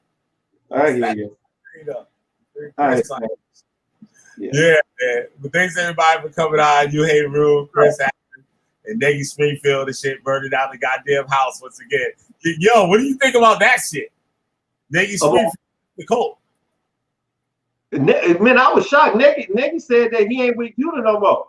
Yeah, he left the cult. That shit crazy. What? Yeah. Man, I don't know if he did one already, man. There needs to be a whole segment on Negi just talking about that shit. Yo, that's what he's gonna do. He just put out a video right now. I'm about to go watch that shit now. That's the shit that I want to see. Yo, Negi gonna be going in on Judah. Yeah. Negi fired me on the shit. He might retire. And Negi about to get crazy on that motherfucker. Man, Negi was like Judah's right hand. Yeah. Yeah. Not no more. Ooh. For now. Negi telling it all too. He telling it all. Damn. Okay. I'm gonna have to watch that shit. I was like, shit, about time. But Negi always knew that shit. He was on some bullshit. But that was Negi's boy, like, you know what I mean? It was. Yeah, it was. Negi just got tired of that shit. He got tired of that shit. Like, listen here, motherfucker. You ain't gonna be lying to the goddamn people. Yeah, Negi got like 2 or 3 videos already on him. Damn. Yeah, he can keep going. You know how Negi get down and shit. Negi smart as fuck with all that shit. Yeah. Negi fucking him up. Fucking him up. Damn. Yeah, we gotta. I don't even know how Judah. I don't even know how Judah show his face. I really don't. But say that again. I don't know how Judah can keep popping up after he keep getting burned so much, man. I don't even think I give myself a year reprieve on fucking social media. Yep. I wouldn't be on nothing. He sit there with no shame. Huh? He sits there with no shame. No shame at all. Yup, yeah, no shame at all. None. Absolutely no shame. It's crazy. I don't get it. What are you gonna do? Yeah, let me head on out of here. All right. So yeah, thanks everybody. Thanks Pete for hanging out. Who else came up in here? Malak. Peace to him. Yasharon was up in here. Daryl Richardson. Yep, Brother Heru. Tweezer Lamar. Yakim the Submitter. Look, Yakim the Submitter, this is dumb as hell. Yo, he's dumb as he was like over a year ago. That nigga can get no smarter than shit. That shit crazy. He's that motherfucker dumb as hell. He ever was. That shit's crazy. Oh damn! I can't believe you just said that shit. What? talking about who reads something. Like, oh, he can't read this. Like, man, shut the fuck up. A dumbass. Everybody know he the dumbest motherfucker out this motherfucker. Even the dumb motherfuckers call him dumb motherfucker. That shit crazy. Yeah, that shit be bugging me the fuck out, yo. That shit be irking the shit out. I'll be like, yo, what the fuck wrong with these motherfuckers? Real. Somewhere else. Anyway, yo, yeah, I'm gonna head up out of here. I'm gonna play this new track by Josh. Get my ass home. I might go on tonight. I might go on later. I don't know. See what I come up with. Yeah.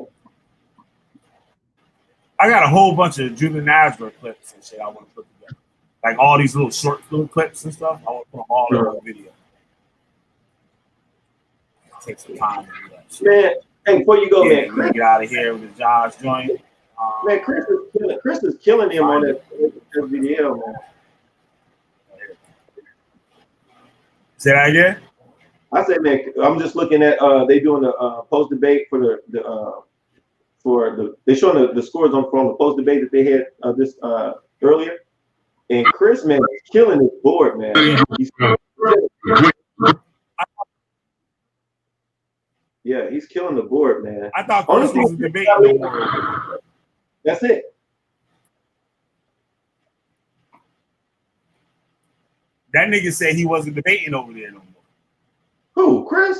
Yeah, I looked last night. The nigga had a debate. Yeah. You don't remember that shit? I'll pull the debated. That nigga's debating no more. He said, I ain't betting on SVDL this year. That what the nigga said. Oh. He just debated like 2 days ago. And last night I saw him debating somebody versus something about Noah's Ark. Shutdown crew. He was the shutdown crew. Yup. Oh, I didn't know that. I don't know why he would quit. This motherfucker would just be walking over everybody. Oh, fucking up everybody over there. Everybody. You just can't get caught up in the people's vote, right? Because the people's vote, you gotta understand something about the league, right? Is that category, the people's vote, if you have a big following, you are going to get the people's vote. Not even if you just won, it's a popularity. It's almost like how many people can I get to watch? Or how many people can I get to like me? Not necessarily even agree with me, but like me enough to vote for me just in spite of. Right. That's what the people's vote is. So as a Chris shouldn't even care about that. He just shouldn't care because he's gonna kill everybody else and everything else. In every other category, Chris is gonna kill. Yep. Right? Chris ain't out there promoting and telling people get on my platform and getting his numbers up. So sending out links and shit to people, you know what I'm saying, to watch SVDL. Right. He's not doing that. Yep. So I wouldn't worry about it. Yeah. He get the trophies and shit again. Yeah. I don't know if is that an official season already started? Yeah, this is the official season, man. So far, Lex got a higher ranking by 9 points, and a lot of that is due to based on the scoring is based off of the people's vote. But if you take away the people's vote, Chris got him by like a 7-point spread. Oh shit! You know what I'm saying? And so you know what I'm saying. So that's the only difference. But the season is still early. It's still early, so I mean they had some good debates up. I'm waiting on Domo. Domo is going to debate. I want to hear him debate. You be over there with Judah Natzarah and shit. Huh? Yeah. Over there fucking with Judah Natzarah. I'm like funny and shit. Oh, Domo, yeah. In college and shit. I want to see the motherfucking debates. I be saying he be losing that shit over there. So how he lose all them dummies and shit and be debating college. Iyame, he's got to vote. There's certain people that I can't wait to see. I want to see Minister Howe vote. I want to see Minister Howe's debate. EMAC is in there again. Oh God. Domo, is in there. Who else was in there that I would like to see? There's a few people that you know what, man? I can say I do miss hearing Elder Yara in his debates. Yeah, I think that was some quality. Somebody that could hold a debate. Yeah. That is now a judge. He's now a judge, though. You know what I'm saying? But yesterday, I told Chris he should protest for some people to be kicked out of the league for like false information and lying and just doing all types of dumb fuckery. Like Yara. Shit. Started linking. Like, motherfuckers don't be getting that shit. Like, you know what I mean? I be trying to make that shit right. Like, so people actually learning shit, not having stupid lying motherfuckers up on there. Like, that shit is crazy. Yeah. Like, I couldn't have a platform that had that type of shit going on. Call myself like fair and square, like, you know what I mean? That shit crazy. Like, these niggas be up there just saying any old motherfucking thing. And nobody checking on it or nothing. Yeah. Well, you know what? Maybe there should be like, they have 2 anonymous judges, and then maybe there should be like 3 judges that do fact checking. Like, how could you expect a cult member to be honest about anything? Well, like, yeah. Like, why is this hating Hebrew Israelites? It's a lot of it is a lot of from what I've seen. A lot of it is religious conviction, confirmation bias, cognitive dissonance. To the you know what I'm saying? Because in order for you to debate them on the same level, you would have to be just as spiritually in depth and invested as them. Otherwise, they'll say you don't have that understanding. That's what I think. You know what I'm saying? So basically, the debates are religious debates versus a scholastic debate. You know what I'm saying? It's these 2 thoughts. And like I said, nobody's going to go like nobody. I don't know. Not too many people are going to go against their doctrine. For the losers, they should have a thing where they go through and tell motherfuckers why they lost. Because you said this dumbass, retarded ass shit right here that don't make no sense. That's what they should do. Just straight embarrass the nigga and shit. So he don't bring his ass up on it. Oh no, man, the league is growing. I like the way Solar got the league. I like the point system that he got.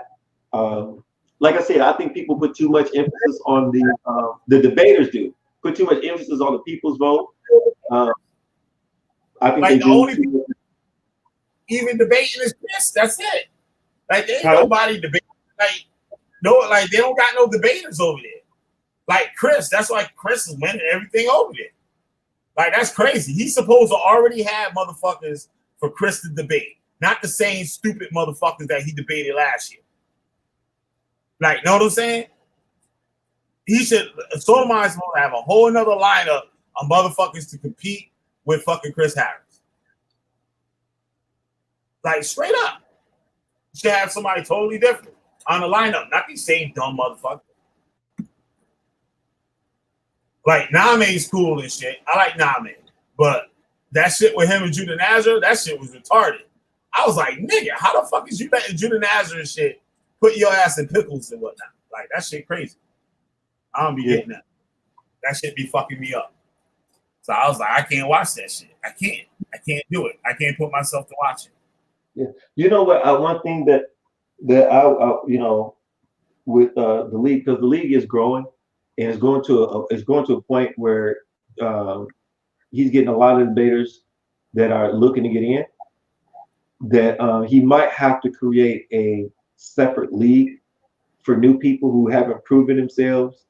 Yeah, like you would have to say 3 debaters or say 5 debaters, new debaters said they want to come in. Okay, great. So what we're gonna do is we're gonna do the normal interview session that we normally do, right? But y'all have to do debates against each other, and And before you started debating somebody like a Chris or, you know, or an Iyame or, you know what I'm saying, or Lex or Yara, or, you know what I'm saying, somebody that's up there in the league, you have to, and the people that are in the lower brackets, y'all are, you know, it's kind of like, remember in school when the basketball team, you have varsity, but you have some people that was on varsity, but they play JV. Right.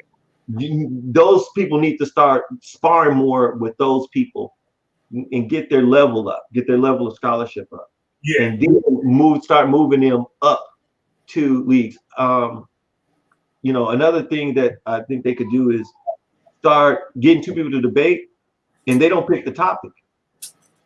Yeah. Solar picks the topic. Right. And they flip for pro or con. Right. You know what I'm saying? So I mean, there's some things, you know, that but overall, I mean, I think his platform is becoming better than Sinetta's. But same dumb shit. Sinetta be over there just crucifying Christians every day. Every goddamn day.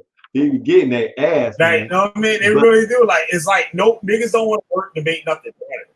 Like, it's something going, then niggas just be leaving it the way it is and shit. You gotta strive to make things better.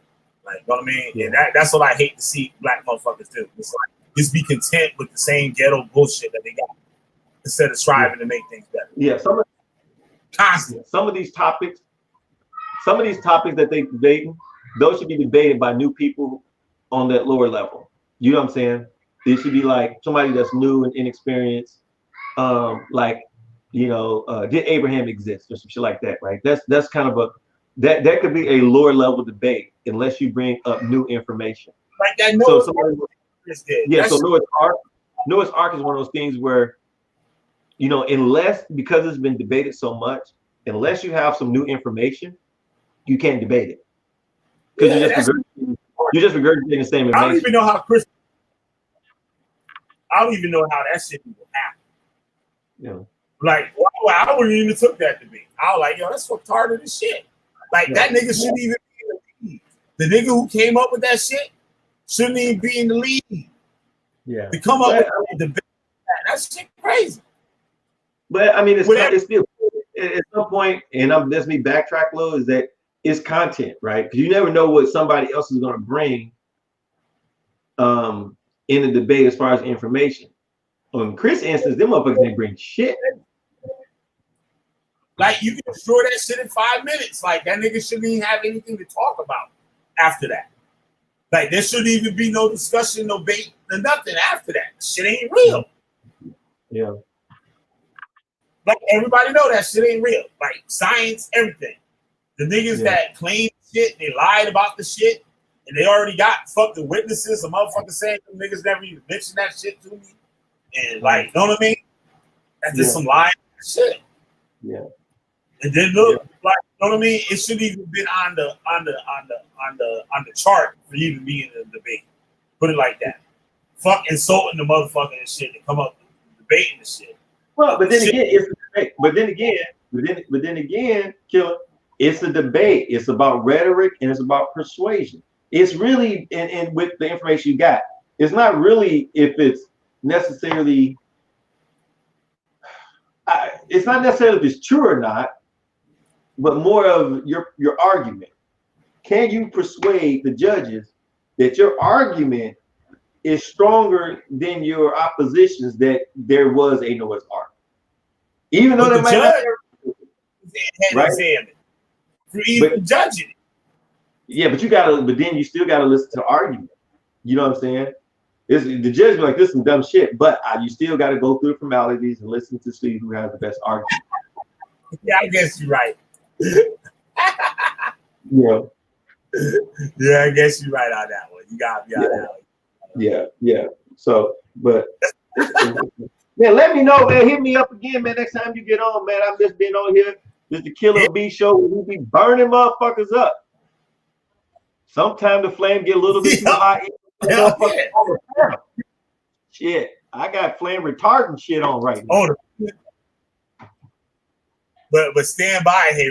flames about to get real hot, yo. The flames about to get real hot. And you, goddamn. You like, goddamn Killah B the whisper. Shit, oh, let me know so I can see that. It again. Yo, Yes, sir. Flames about to be real hot. Yo, yes, sir. I'm gonna fix. Don't hit. Yeah, he got Negi on. Negi on that nigga. Damn. Man, it must be hard to be so fucking. I don't even call him hated. I'm just gonna call him despised. I don't think he's hated. People just despise his ass.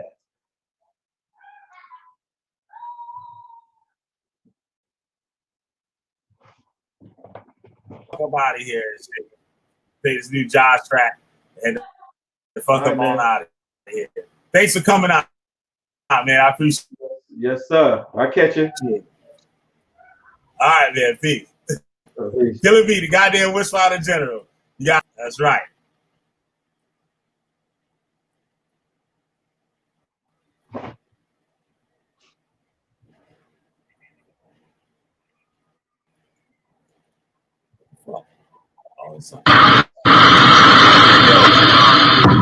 No escaping. Popular vacation, overrunning bank statement, lacing on pavement. Say man, cataclysm around the corner. Woke up before performers, the time corner form. A rhyme technique formed and farm. A swarm of pyrotechnic arms, flaming up the Dutch to crush, handed out and such. Till my metal mouth clutch. I'm too sephardic for retarded. Carry bags of harvest, brain be the largest. Illin, react finger twiddling like some villains. Foreign with my haystay, keep away all naysay. Dirty as payday, yet rock a beige like Pele. Even with these, ask Pompeii, sling around you fools like Harambe. Wormhole through Bombay, beyond where the top stay. Hey, Ox-Ray, hit harder than Parker Brothers. With my other crushes, lanes out board games, stutter, sound clearer. With more names, ferocious horse aim, cyclic ore. When the war, float tames. Hey man, that's an English river, squeamish to the liver. Phoenix to the river, remix will deliver. Active action doses, the way hope poses. Ultimate posterizing motives when I like the right voters. Strike the right moments, and fake star moments, no opponents. They poison in the stomach like some rodents. Poised to fly, potions, brother, and rock weekends like Usher.